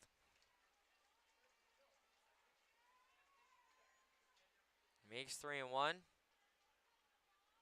He will now set, deliver, swung on it, crushed into right. Going back is Cooper Smith all the way back at the wall. It is gone. It's off the wall. And so that'll be a double for West, as that one was just off the very top of the Transdev sign, which is why I thought it was gone, because it's impossible to see off of a white sign. Well, that'll just be a double off the wall for Jackson West, with 1 out here in the top of the sixth. And so now that'll bring him number 5, Merrick Houston, the shortstop, grounded out in his first at-bat, doubled in his second at-bat.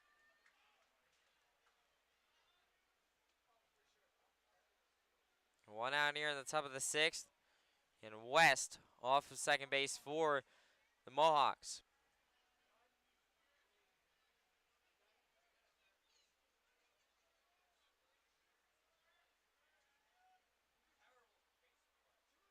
Meeks now will set, deal. That is in there. Just caught the outside edge for strike 1. So the count will go 0-1 to Houston. 1 out here in the top of the sixth. Meeks 0-1. Looks over to West. And now he will set, deal. That is chopped fair. Rolling down the first base line to Keller. Keller will grab a tag up at first for the ground out. One of the strangest ground outs I've ever seen, as that literally just was rolling straight down the first base line as if on a line. And that'll put 2 outs here in the top of the sixth. Pioneers will take that break. And now that'll bring up number 10, Zach Eldred, the right fielder. Eldred grounded out in his first at-bat, walked in his second at-bat. 2 outs here in the top of the sixth. It is now West all the way over there at third. Meeks now will set, deal. That is inside ball 1.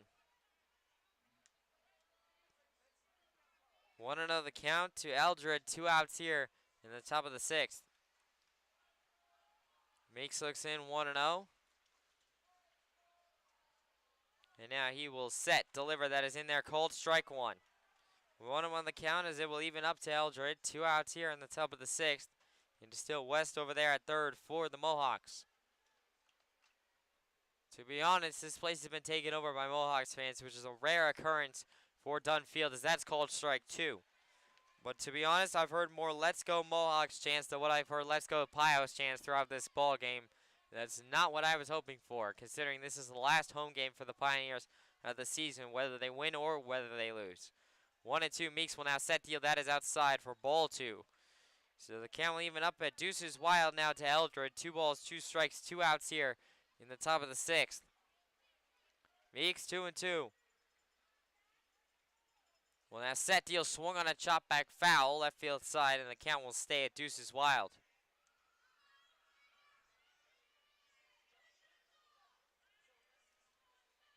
Meeks looking for his 4th strike of the night here. It would end the top of the 6th inning. Meeks 2-2. He will now set, deliver. That is way outside ball 3. So 3-2 the count now to Eldred. The final was 4-0 last night. In 2 games in this championship series, Pioneers have 5 base hits, including today's base hits, and no runs. Meeks will now set deal. That is outside ball 4. That'll be a walk for Eldred to put runners on the corners for the Mohawks with 2 outs here in the top of the 6th. And now that'll bring up number 26, Luke Zeisloft, the left fielder. Flew out in his first at-bat, singled in his second at-bat. Now Meeks is going to have a talking to with Coach Drum. It looks like Griffin Yastrzemski is warmed up there in the bullpen. Going to have to see whether he goes to Amir. It looks like Meeks is still going to be in here. Meeks has had a rough past couple of days. I mean, he pitched all 9 innings in Sunday's game in round 1, and now he's come back here on 3 or 4 days rest and has thrown 6 innings in this game. I mean, he has been a trooper for the Pioneers. And it looks like they're sticking with him, so Meeks will still be out there.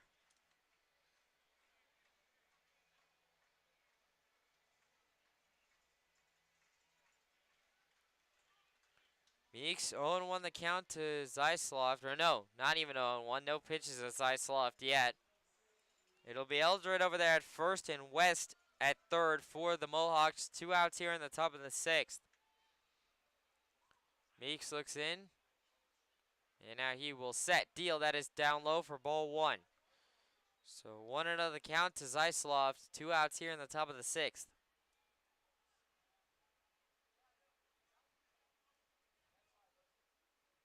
Meeks 1-0. Will now set, deliver. That is down low and away for ball 2. So 2-0 the count to Zeisloft. 2 outs here in the top of the 6th.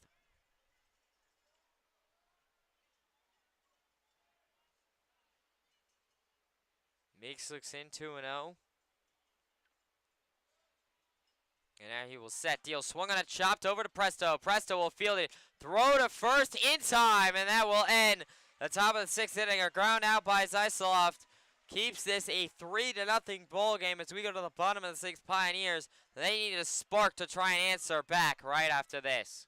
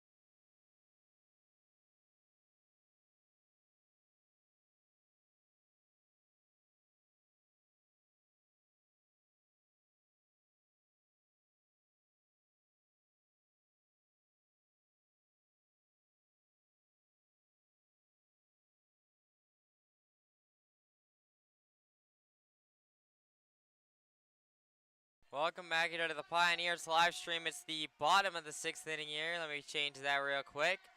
Pioneers still down to the Mohawks, 3-0. And they're looking for a spark here. They need someone in this Pioneers hitting order to do something. The leadoff man will be number 24, the hometown boy, Eric Charnetsky, the designated hitter. Charnetsky struck out in his first at-bat.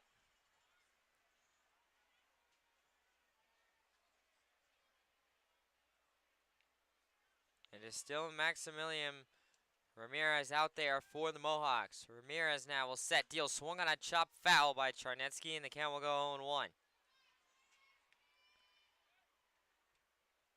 Who will be the spark for the Pioneers? Someone needs to be I'm hoping it can be Charnetsky, the leadoff man.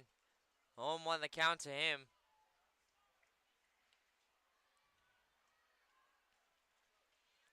Ramirez, 0-1, taking his time as Charnetsky is adjusting his batting gloves. Charnetsky is now set back up in the batter's box, 0-1. Ramirez now, 0-1, will set deal. That is down low and away for ball 1. Camel even up at 1-1 to Charnetsky. No outs here in the bottom of the 6th.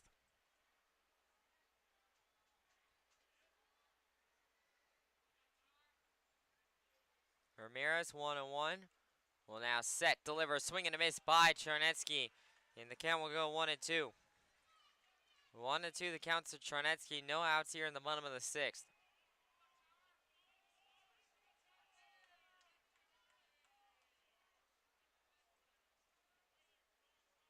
Ramirez 1-2 will now set, deliver. That is in there. Called strike 3. That is the 11th strikeout of the ball game for Ramirez. Not to mention back-to-back Ks for him, and that'll put 1 out here in the bottom of the 6th.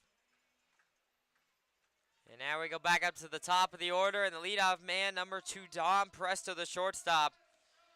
Presto struck out in his first at-bat, grounded out in his second at-bat. 1 out here in the bottom of the 6th.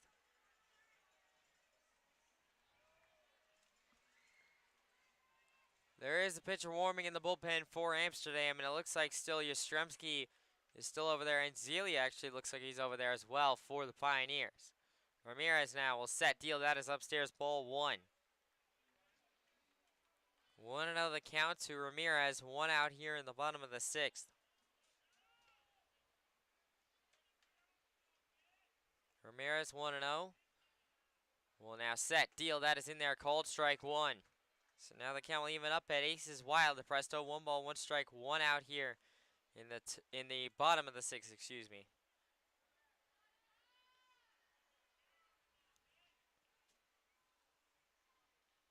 Ramirez 1-1 will now set deal. Swung on a pop back foul straight up. Catcher not able to go for it, so the count will simply go 1-2. 1-2 the count to Presto. 1 out here in the bottom of the 6th.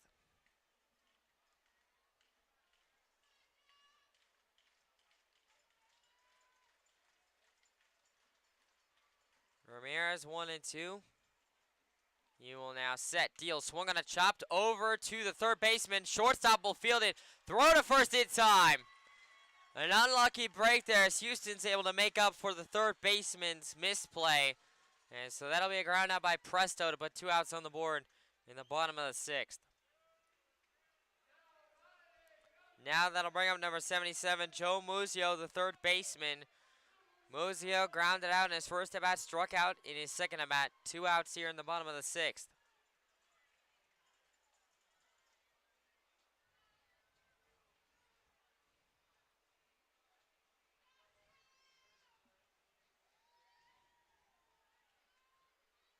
Ramirez looks in. And now he will set deal. Swing and a miss by Muzio. And the count will go 0-1. 0-1 the count to Muzio. 2 outs here in the bottom of the 6th. Ramirez now 0-1. He will now set deal. That is inside, ball 1. So the count will even up at 1-1 to Muzio. 2 outs here in the bottom of the 6th.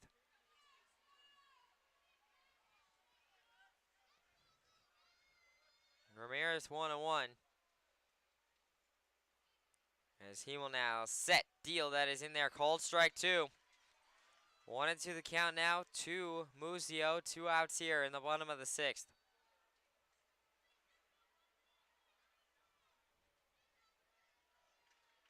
Pioneers need a spark. They need something. Someone's got to give it to them, or this is going to be another shutout. 1-2 the count to Muzio. Ramirez now will set deal. That is in there. Called strike 3. He struck him out.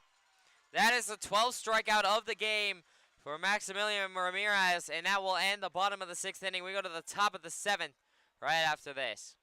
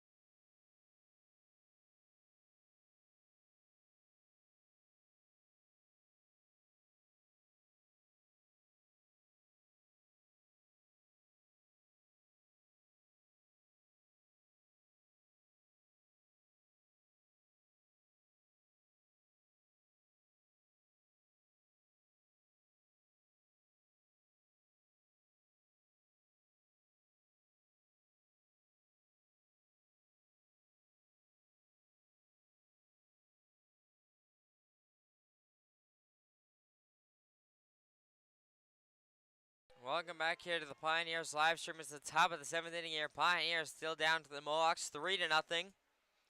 It'll be a new pitcher on the mound to start the top of the 7th for the Pioneers. And it'll be number 16, Christian Zilli, who threw 2 innings to close out last night's game in Game 1 of this championship series. And so he'll be back out there to throw again here in Game 2. Zilli has been a two-way player for the Pioneers. He's both hit and pitched.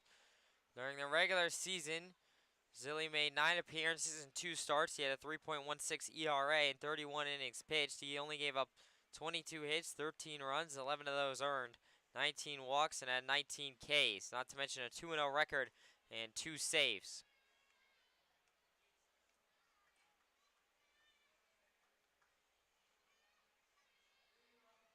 And so once again, the Pioneers just looking for Zilli to try and go as clean as possible, get the bats back up.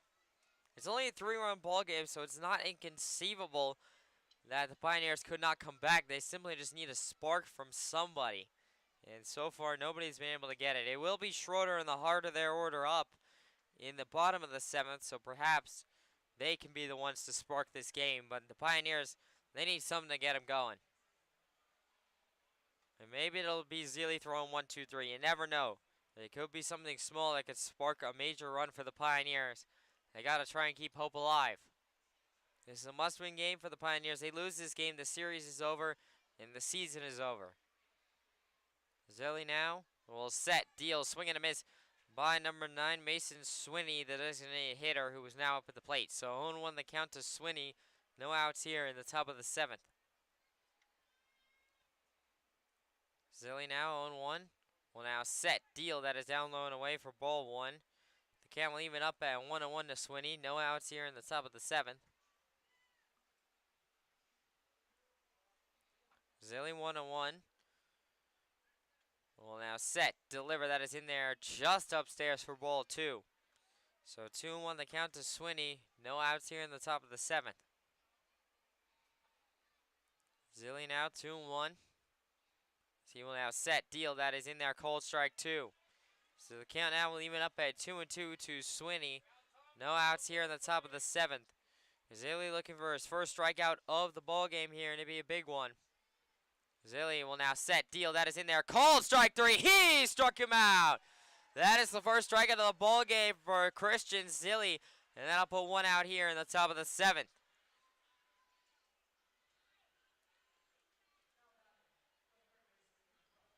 And now that'll bring us back to the top of the Mohawks order and to number 12, Gage Miller, the third baseman. Miller singled in his first at-bat and then was hit by a pitch in his second and his third at-bats.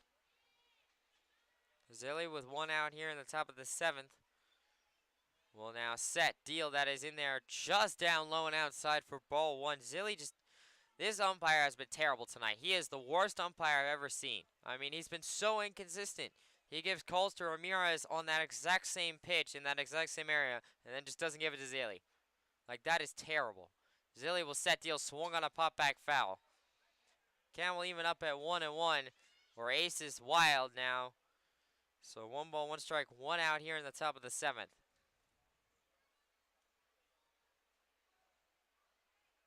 Miller now will step back in. Zilli looks in, 1-1 the count.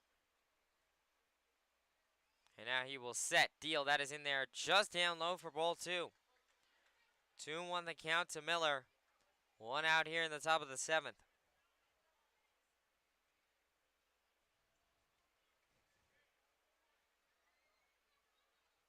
Zilli looks in 2-1.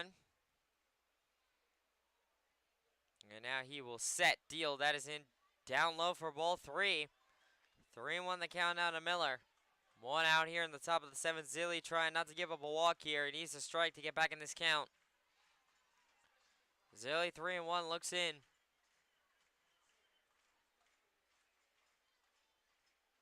Now Zilli will set, deal, that is down low and away for ball 4. That'll be a walk for Miller. And so that will put a runner on first for the Mohawks with 1 out here on the top of the 7th. And now that'll bring on number 2, Brewer Webster, the second baseman. Webster grounded out in his first at-bat. Fielder's choice, reached on a fielder's choice in his second at-bat. RBI singled in his third at-bat.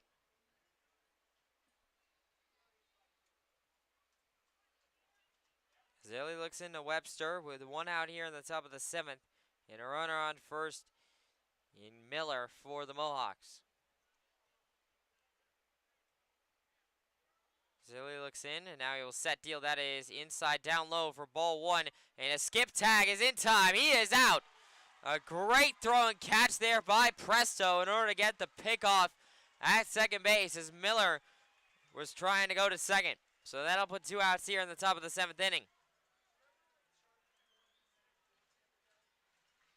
And now that'll bring up, or no, it's still Webster at the plate, excuse me. 1-0 the count to Webster, 2 outs here in the top of the 7th. Zilly now 1-0. He will look in. And now he will set deal. That is down low, ball 2. So 2-0 the count to Webster. 2 outs here in the top of the 7th.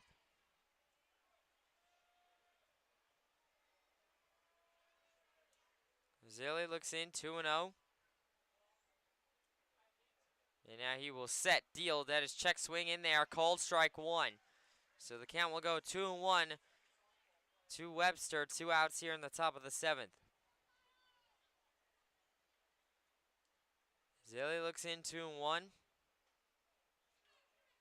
And now he will set deal. That is in there. Called strike 2. So the count will now even up at deuces wild. 2 balls, 2 strikes, 2 outs here in the top of the 7th to Webster. Zilly looking for his second strikeout to end the top of the 7th inning.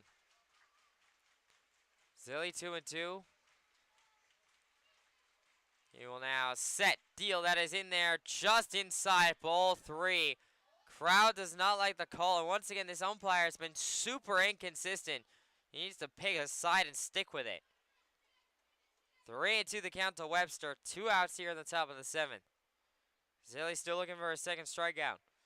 As he will now set deal. That is chopped over to center. That'll be a base hit. And so that'll be a base hit for Webster. A single. As Bear is not able to cut that off. That'll be a base hit single for Webster to put with still 2 outs here in the top of the 7th. And now that'll bring up number 34, Luke Longo, the catcher.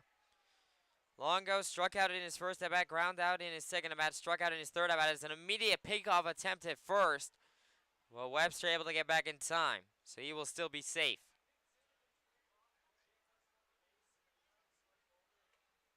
As Longo will step in, 2 outs here in the top of the 7th. Zilly looks in. And now he will set deal. That is down low and away for ball 1. So 1-0 the count to Longo. 2 outs here in the top of the 7th. Zilly looks in 1-0. And now he will set deal at a bunt attempt down by Longo, but the ball was upstairs. So 2-0 the count to Longo. 2 outs here in the top of the 7th.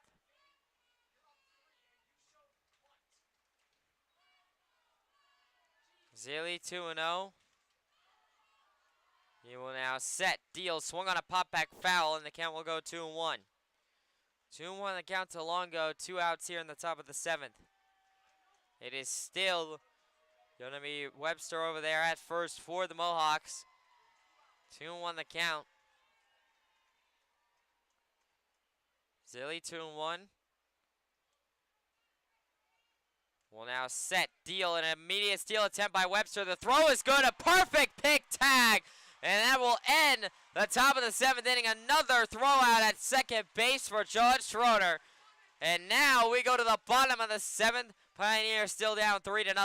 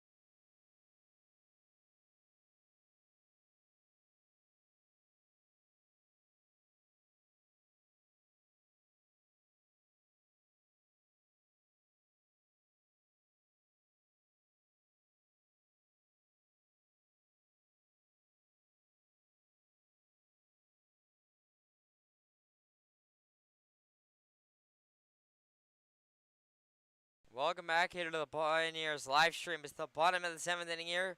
Pioneers still down 3-0 to the Mohawks. It is still Maximilian Ramirez out there for the Mohawks. And leading off this inning, it'll be the heart of the order for the Pioneers in the bottom of the 7th. Number 10, John Schroeder, the catcher. Schroeder has flown out twice in his first 2 at-bats. And so Schroeder, if nobody else can deliver a spark, it has to be Schroeder. So Schroeder will hopefully at least get a base hit. The Pioneers do need multiple runs, so they're at least looking to try and chip away at this lead here now in this inning. It'll be Schroeder, Smith, and then Bear up for the Pioneers, so this is their opportunity. They need to at least try and knock this lead down from 3. Schroeder will be leading off, as I said. And so Schroeder will be coming up to the plate. No outs here in the bottom of the 7th.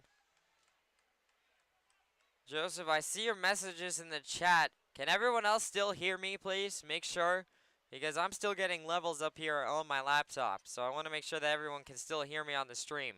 Please put it in the chat if you can hear me. Ramirez will look into Schroeder.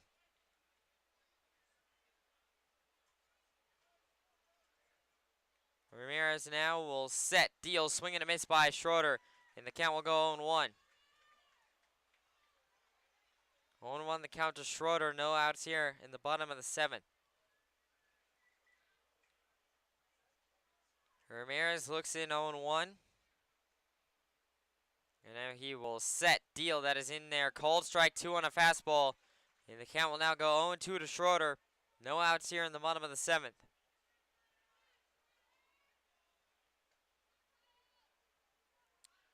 Ramirez 0-2. Shakes off one pitch. And now he will set, deal, swung on a driven over to short. Shortstop Houston will field it, throw to first in time. And that will be a ground out by Schroeder to put 1 out here in the bottom of the 7th. And thank you all for answering my query. So Joseph, to answer your question, I think it's just on you, buddy.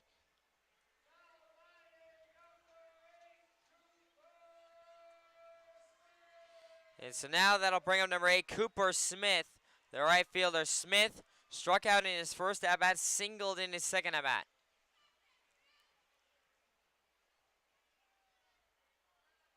Ramirez now will set, deal. That is a bunt laid down by Smith. It is just foul of the third base line. So the count will go 0-1. 0-1 the count to Cooper Smith. 1 out here in the bottom of the 7th. Smith will step back in. Infield not in, even though Smith did attempt to bunt. Ramirez 0-1. He will now set, deal, swung on a driven into right center. Right fielder coming under, and he will make the play. And so that is a fly out by Smith to put 2 outs on the board in the bottom of the 7th. And now that'll bring up number 44, Chris Bear, the second baseman. So far, Bear is 0 for 2, and he has struck out twice.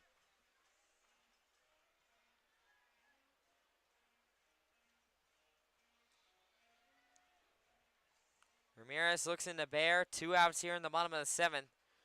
Ramirez now will set, deal. That is in there. Cold strike 1.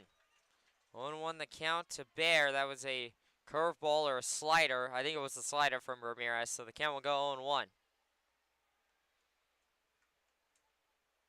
Ramirez now 0-1. Will now set, deal. That is going to be inside and down low for ball 1. I think that was a curveball that got away from Ramirez. The count will even up 1-1 to Bear. 2 outs here in the bottom of the 7th. Ramirez 1-1. He will now set, deliver, swung on a driven right field side. That is foul. And so the count will go 1-2 now. 1-2 the count to Bear. 2 outs here in the bottom of the 7th. Collapse going for Bear here at Dunn, trying to get him going. Ramirez. It'd be his 13th strikeout of the ball game. He will now set, deal, swung on a chop foul. That is right field side down the first base line. And so the count will stay at 1-2. Still 1-2 the count to Bear. 2 outs here in the bottom of the 7th.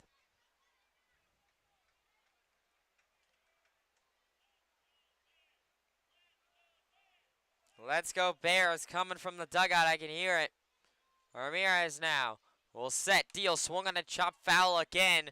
Bear keeping himself alive and battling here against Ramirez. The count will stay 1-2.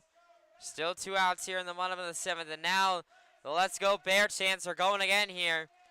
Trying to get a spark here for the Pioneers at Dunfield. Ramirez looks in 1-2. Ramirez looking for his 13th strikeout. Ramirez now will set, deal, that is in there. Cold strike 3. Bear goes down looking. That is the 13th strikeout of the ball game for Maximilian Ramirez, and that will end the bottom of the 7th inning. No runs to the Pioneers in the bottom of the 7th. We go to the top of the 8th right after this.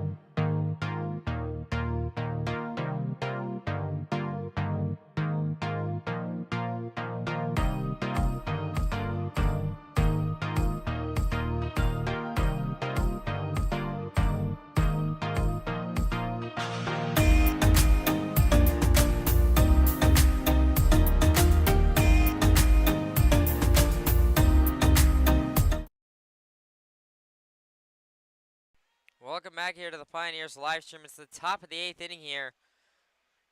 Pioneers still down to the Mohawks 3-0.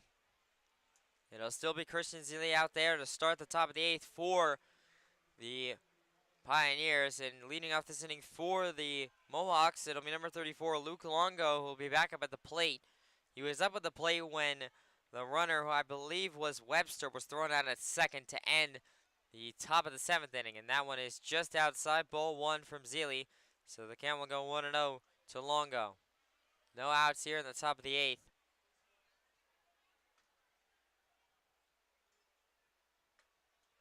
That one is in there just outside, down low, ball 2. So 2-0 the count to Longo. No outs here in the top of the 8th. Zeile 2-0 will now set, deal, that is in there, cold strike 1. So 2-1 the count now to Longo. No outs here in the top of the 8th.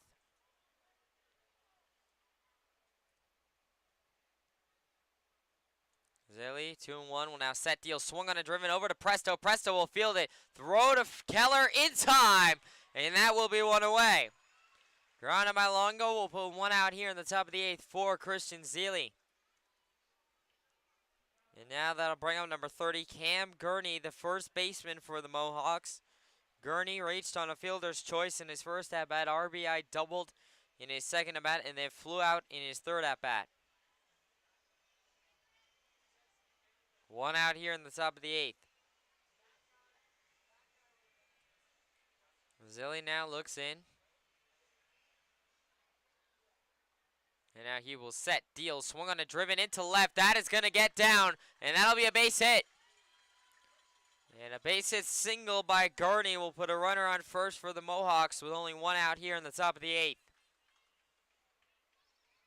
Now that'll bring up number 1, Jalen DeBose, the center fielder. DeBose so far struck out in his first at-bat, walked in his second at-bat, and then grounded out in his third at-bat. 1 out here in the top of the 8th, and a runner on first for the Mohawks. Zeile now will set, fire. That is a bunt laid down by DeBose, but it came off the top of his bat, so it was fouled straight back. And the count will go 0-1 to DeBose. 1 out here in the top of the 8th. Amsterdam, they love their bunts. Doesn't matter what the situation is. The Mohawks are still going to attempt to bunt. It's pathetic to say the least, but It's worked against the Pioneers. Zilly 0-1. As he will now check over to Keller. Not in time, so DeBose, or no, excuse me, Gurney will still be back over there at first. 0-1 the count to DeBose. 1 out here in the top of the 8th. Double play is available for Zilly as he gets called strike 2. So 0-2 the count to DeBose. That was a fastball that just caught the upstairs outside edge of the plate. 0-2 the count. Zilly looking for a strikeout or for a double play. Zilly 0-2. Will now check over to first, and Gurney is still able to get back in time, so he will still be safe.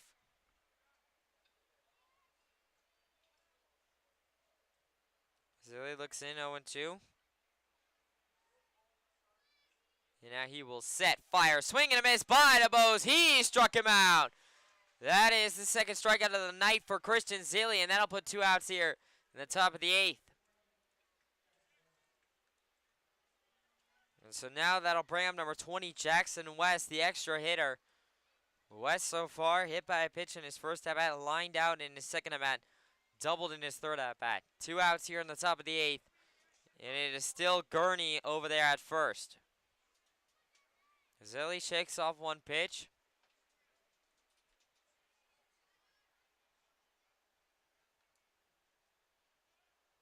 And now he will set, fire, swung on and driven into left center. Going in is Levesque. Levesque, no, it'll be Aubin actually who will catch it. And so that'll be a fly out by West to end the top of the 8th inning. We go to the bottom of the 8th. Pioneers still searching for a spark. Hopefully they'll get it right after this.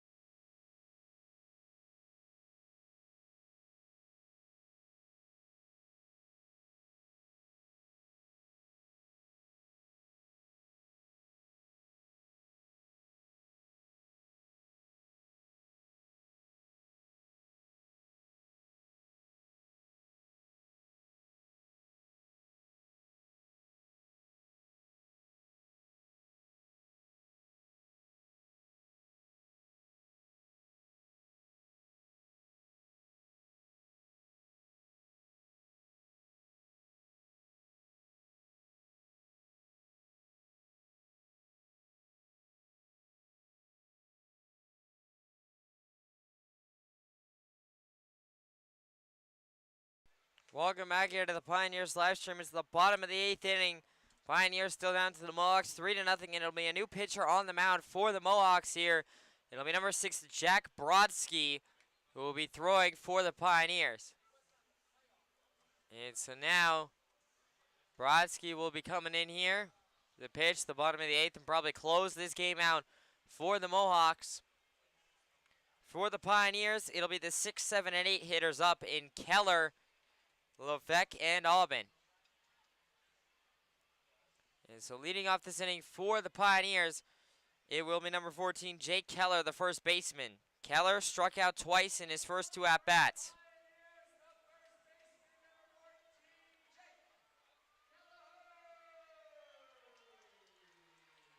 Brodsky now will be coming in.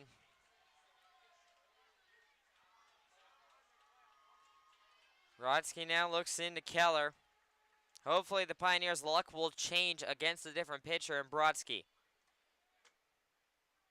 Brodsky now will set, deal. That is down low and outside for ball one, a fastball. That is a very fast fastball. I would not be surprised if he throws 90 miles per hour. We've only seen 3 or 4 pitchers throughout the entire season that have thrown 90 miles per hour plus. There's no radar gun here, so I don't know exactly, but I can just tell by that first pitch.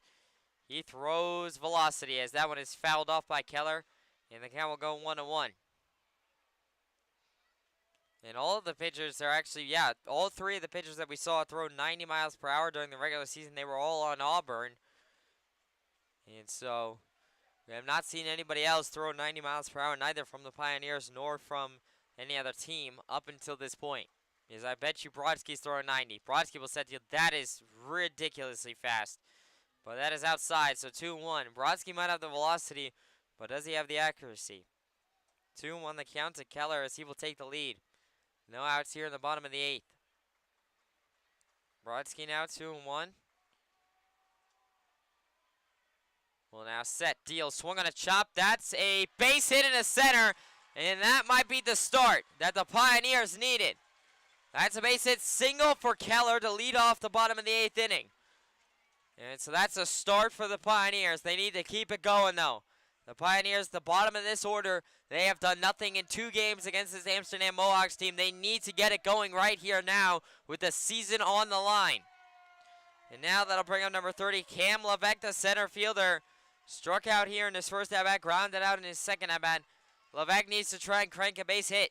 No outs here in the bottom of the 8th, and already a runner on and Keller for the Pioneers. Brodsky now. And now bunt shown by Keller, or Levesque, excuse me, as he swings and misses at the fastball thrown by Brodsky. So set, deal. That is a check swing. Nope, they're going to say he went. So that is called strike 2 as Levesque fell out of the batter's box. 0-2 the count to Levesque. No outs here in the bottom of the 8th. Keller off of first for the Pioneers. Levesque in the bottom of the order have got to try and do something here. Brodsky 0-2 looks in. And now he will set, deal. That is in there. Called strike 3. He struck him out. That is the 14th strikeout of the ball game for the Pioneers, but the first for Brodsky, and that'll put 1 out here in the bottom of the 8th. And now that'll bring up number 42, Spencer Aubin, the left fielder. Aubin singled in his first at-bat, struck out in his second at-bat. 1 out here in the bottom of the 8th. It is still Keller off of first for the Pioneers. Aubin's got to try and get another base hit here. He already has 1 today. He needs to try and do it again here to advance Keller.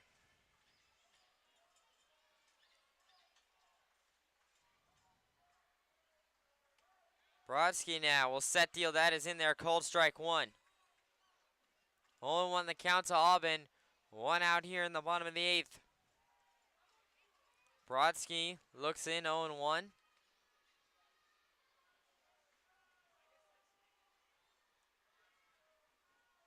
Brodsky now will set, deal, swing and a miss by Aubin, and the count will go 0-2. 0-2 the count to Aubin. 1 out here in the bottom of the 8th. Aubin trying to get a base hit here to keep the momentum going. Brodsky 0-2. He will now set, deal. That is upstairs, ball 1. So 1-2 the count to Aubin. 1 out here in the bottom of the 8th.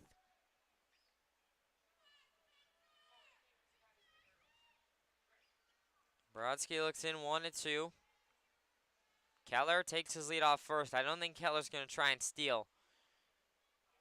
Brodsky now will set, fire. That is down low and away, and that gets by the catcher. And Keller's going to run to second, and no throw will be made. So Keller will be safe at second on a ball that got away from the catcher. And so the count will go 2-2. And I believe for the first time tonight that Pioneers have a runner in scoring position. So finally a runner at second for the Pioneers with only 1 out in the bottom of the 8th. Aubin This at-bat becomes even more pivotal. He needs to get a base hit. 2-2 the count. Brodsky looks to Keller. And he will set, deal. That is in there. Called strike 3. He struck him out. Back-to-back strikeouts for Brodsky. We'll put 2 outs on the board in the bottom of the 8th. That is the 15th strikeout of the ball game for the Pioneers. And now that'll bring up number 24, Eric Charnetsky, the hometown boy, the designated hitter tonight. So far, Charnetsky has struck out twice in his first 2 at-bats. Both of those came against Ramirez. He has not faced Brodsky yet. Runner on second and Jake Keller for the Pioneers still with 2 outs.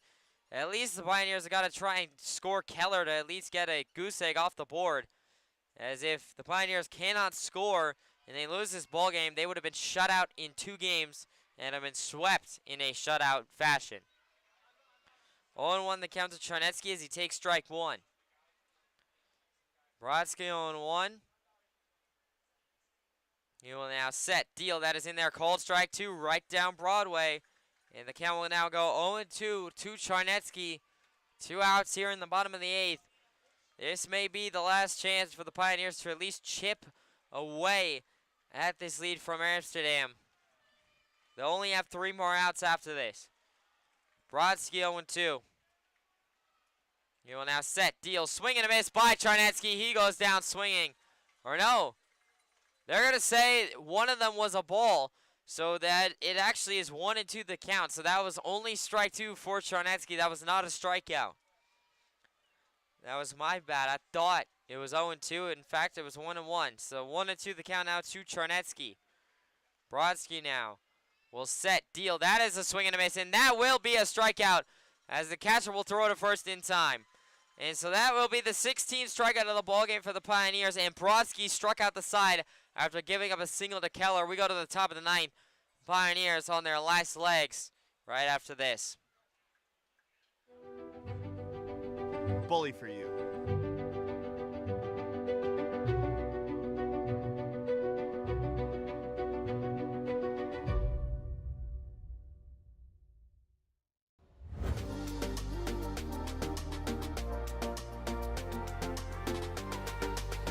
I was actually a passenger on the bus. Sitting on the bus, I looked up and I saw we are hiring. So I called up the number, I came in for an interview, and I started driving. My name is Randy Ramnarayan. I'm the Director of Transportation here at Transdev, and I've been here on property for 16 years. People come up to you and say, hey, I remember you as an operator, and you did this for me. And it just overwhelms me, and it makes me so joyful to know that I made a difference. Everyone from the CEO, COO, all the way down, it's the same message. Customer engagement, employee engagement. This is what we do here at Transdev. Have a nice day. It's not a job that you gotta drag yourself out of bed to get here. You wake up every morning excited to be here. This is the most wonderful place to work.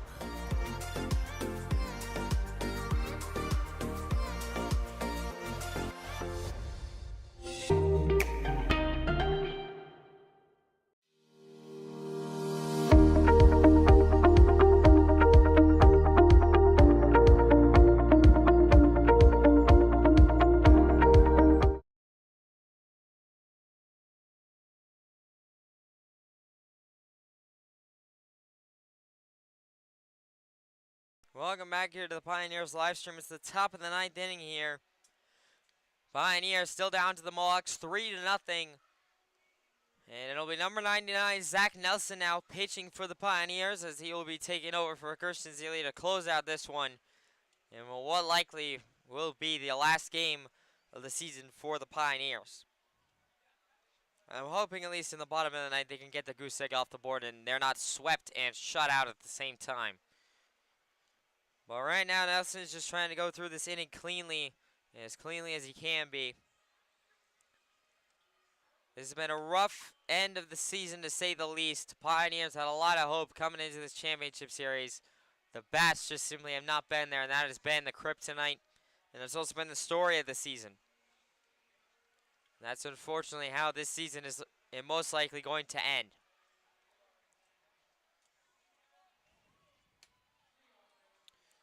It'll be the 7, 8, and 9 hitters up for the Mohawks here to face Nelson leading off. It'll be number 5, Merrick Houston, the shortstop. Nelson now will set, deal, swung on it, popped in the center. And that will be a pop out as it'll be caught by Bear, who is run into by Presto. But Bear held on to it, so that'll put one out here in the top of the ninth.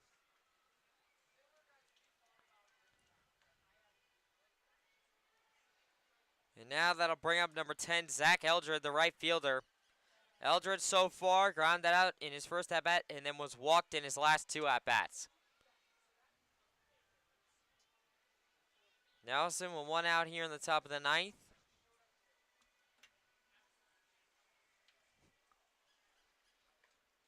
Nelson now will set, deal, that is outside, ball 1.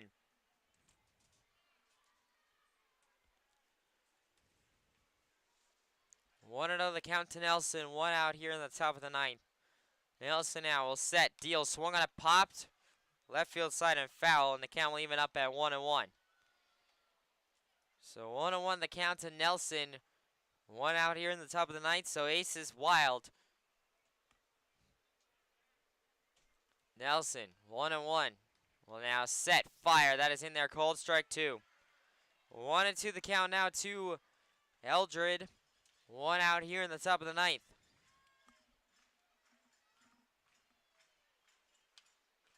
Nelson 1-2. Looking for the strikeout. Will now set. Fire. That is in there just upstairs for ball 2. So the count will even up at 2-2 to Eldred. Still only 1 out here in the top of the ninth.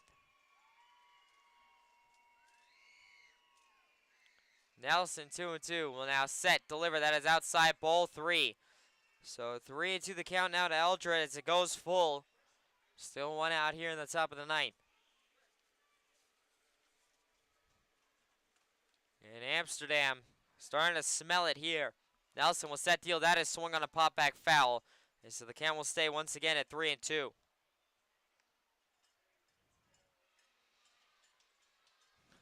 The disappointing part about this series is that a lot of people will say, well, the Pioneers just didn't have a chance. Amsterdam was too good. They're not that good. At the end of the day, the Pioneers' pitching was good enough to compete. But at the end of the day, the bats for the Pioneers just were nowhere to be found, as that is a pop out by Schroeder to get the second out of the inning. 2 outs here in the top of the ninth as Schroeder catches the pop out. But at the end of the day, when you're looking back on this series, the Pioneers absolutely had a chance to win it. It's simply just they needed their bats to put up 5 runs a ball game. And like I said, throughout the season, and I want to make this very clear, the Pioneers, they would have had the same record as Amsterdam had they been able to consistently put up 5 runs a ball game. You look back at their losses, a lot of them have 4 runs or less. So really looking back at this, the Pioneers absolutely had it. It's simply just they needed their bats to show up. And they just simply couldn't do it. 1-0 count to Zaitslav, who is now up at the bat. Now up at the plate, actually. 2 outs here in the top of the ninth. And I do want to announce here now, as it is the top of the ninth, I might as well tell you guys, this will be my last game as the Elmira Pioneers broadcaster. I will not be coming back next season, so this will be it for me. It was a fantastic season. I absolutely loved every moment of calling this team. It's been an amazing experience to cover this amazing group of guys. Unfortunately, it just comes to a bitter end, as that is ball 2 to Zaitslav inside.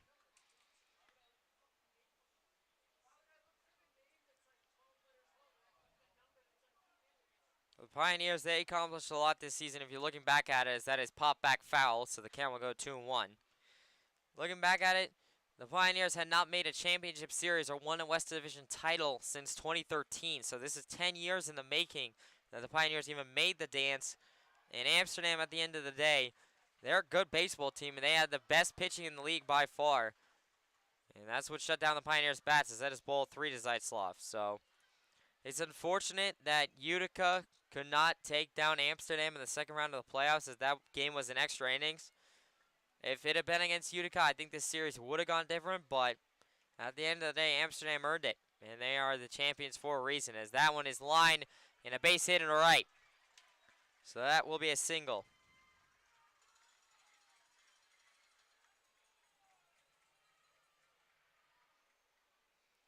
Single for Zaitslav.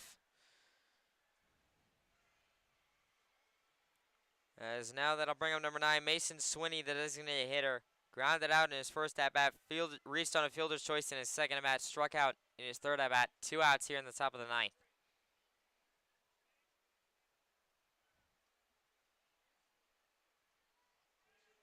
Or no, excuse me, there's going to be a pinch hitter here for Amsterdam, as it'll be number 3. So let me quickly find out who that is. It's Alex Irizarry. Irizarry immediately flies out to center as Levesque will come under, and that will end the top of the ninth inning. So the Pioneers, they'll be down to their last 3 offensive outs as we go to the bottom of the ninth after this, and the Pioneers season is in its twilight.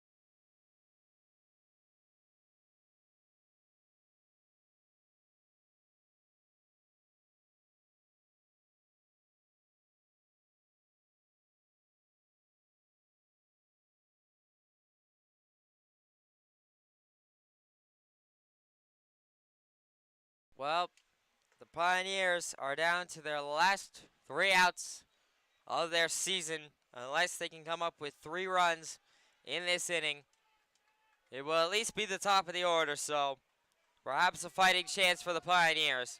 Leading off, it'll be number 2, Dom Presto, the shortstop. In Amsterdam, 3 outs away from a league title. It'll still be Brodsky out there for the Mohawks to start the bottom of the ninth. He'll be closing it out for him. Brodsky now will set, deal, swing and a miss by Presto. And the count will go 0-1. 0-1 the count to Presto. No outs here in the bottom of the ninth. And the Mohawks, their fans, you can hear them. They've taken over the dun. That one is down low for ball 1. The count will even up at 1-1 now to Presto. No outs here in the bottom of the ninth. Pioneers trying to rally here. Brodsky looks in 1-1.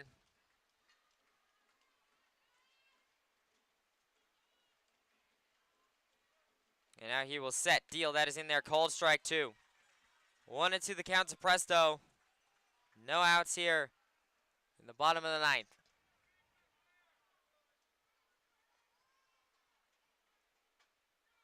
Brodsky looks in 1-2. It would be his 4th strikeout in a row if he gets it here. Brodsky will now set, deal, swung on a pop, that is right field side, and fouling out of play.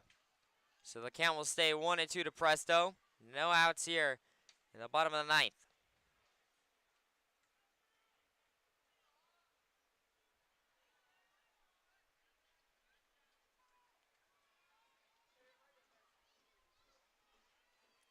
Brodsky now will set, deal, that is down low and away for ball 2. So the count will even up at 2-2 to Presto. No outs here in the bottom of the ninth.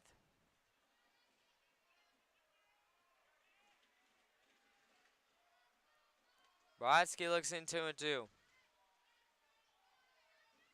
And now he will set, deliver. Swung on it, popped into center.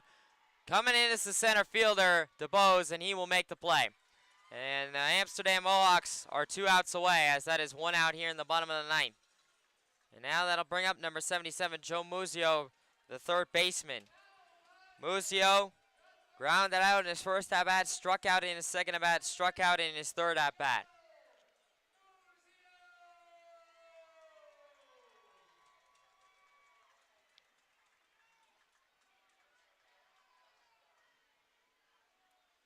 Brodsky looks in with 1 out here in the bottom of the 9th.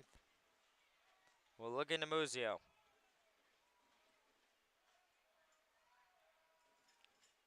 Brodsky now will set, deal, swing and a miss by Muzio. And the count will go 0-1. 0-1 the count to Muzio. 1 out here in the bottom of the 9th. Brodsky 0-1. Will now set, deliver, swing and a miss by Muzio. And the count will go 0-2 now.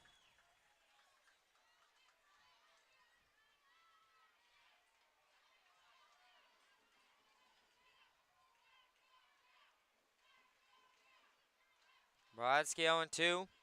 Will now set, deal, that is in there just outside ball 1.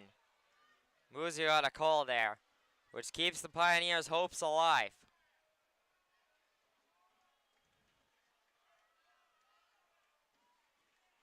Brodsky 1-2, looks in, shakes off 1 pitch.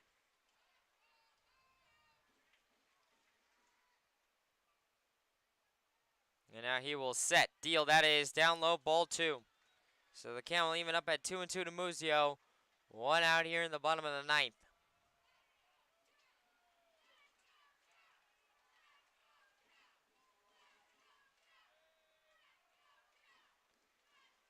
Brodsky 2-2. Will now set, deal, swing and a miss by Muzio. And he goes down swinging. And that'll put 2 outs on the board in the bottom of the 9th here for Brodsky. Amsterdam, they're all standing in their dugout. They know it. They're 1 out away. And of course, if it's going to be the last out of the season for the Pioneers, might as well be arguably their best player. And number 10, John Schroeder, up at the plate. Schroeder, the catcher tonight, flew out in his first 2 at-bats, grounded out in his third at-bat, excuse me. Brodsky now. Will now set, deal, swing and a miss by Schroeder, and the count goes 0-1. Mohawks fans know it. 2 outs away. Or, excuse me, not 2 outs, 2 strikes.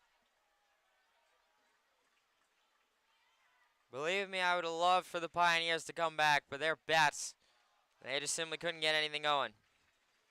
Brodsky will set, deal, that is in there, called strike 2. 0-2 the count to Schroeder. Brodsky and Amsterdam are 1 strike away.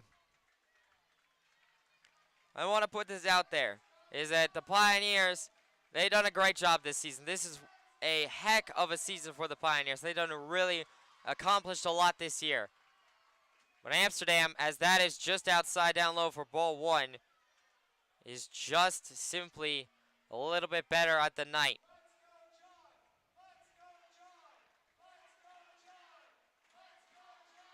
Let's go, John Chance are going here.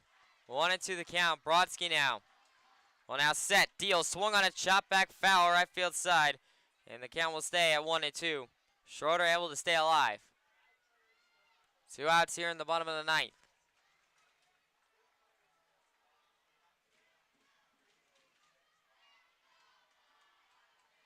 Brodsky looks in 1-2.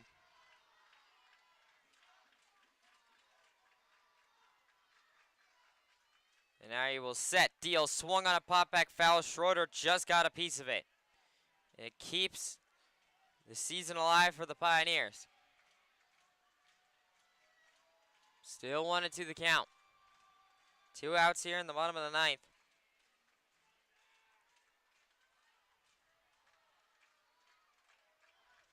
Amsterdam, they're out of their dugout. They're clapping. Set, deal, that is in there. Just upstairs for ball 2. Amsterdam thought that was going to be it. Now the count goes deuces wild here. 2 balls, 2 strikes, 2 outs here in the bottom of the ninth. Brodsky now will set, deal, swung on a pop back foul again by Schroeder. Schroeder's going to draw this out. Keep himself going. Still deuces wild the count. Let's go, John Chance are going here at the done. Brodsky 2-2.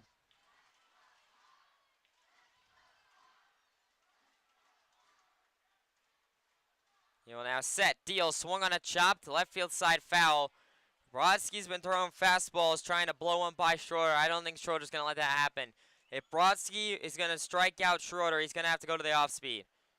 I guarantee you Schroeder's not going to let it end that way.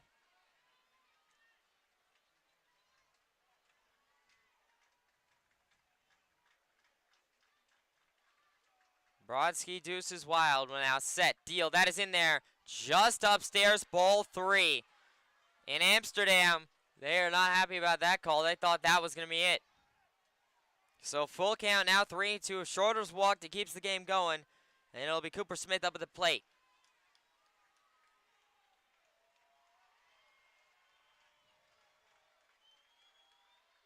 Brodsky 3-2. Will now set, deal, swung on a pop back foul again by Schroeder. Left field side, 3-2 still at the count. 2 outs here in the bottom of the ninth.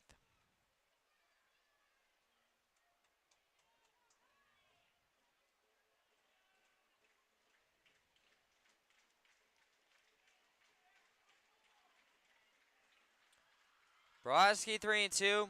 2 outs here in the bottom of the ninth. Brodsky looks in.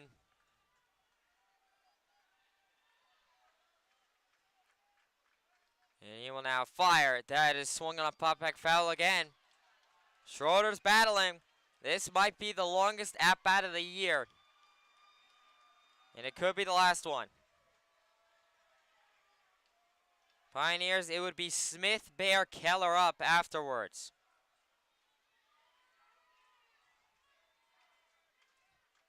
Brodsky 3-2. He'll now set, deal, swung on a chopped over to second. Second baseman will field it. Throw to first in time. And Amsterdam are your champions.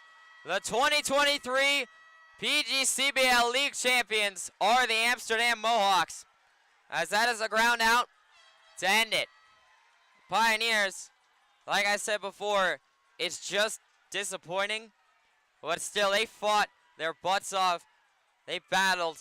And they got all the way here to the championship series. And that is an accomplishment in itself. It's been 10 years since 2013 was the last time that the Pioneers made a championship series. So this is certainly a great season for the Pioneers.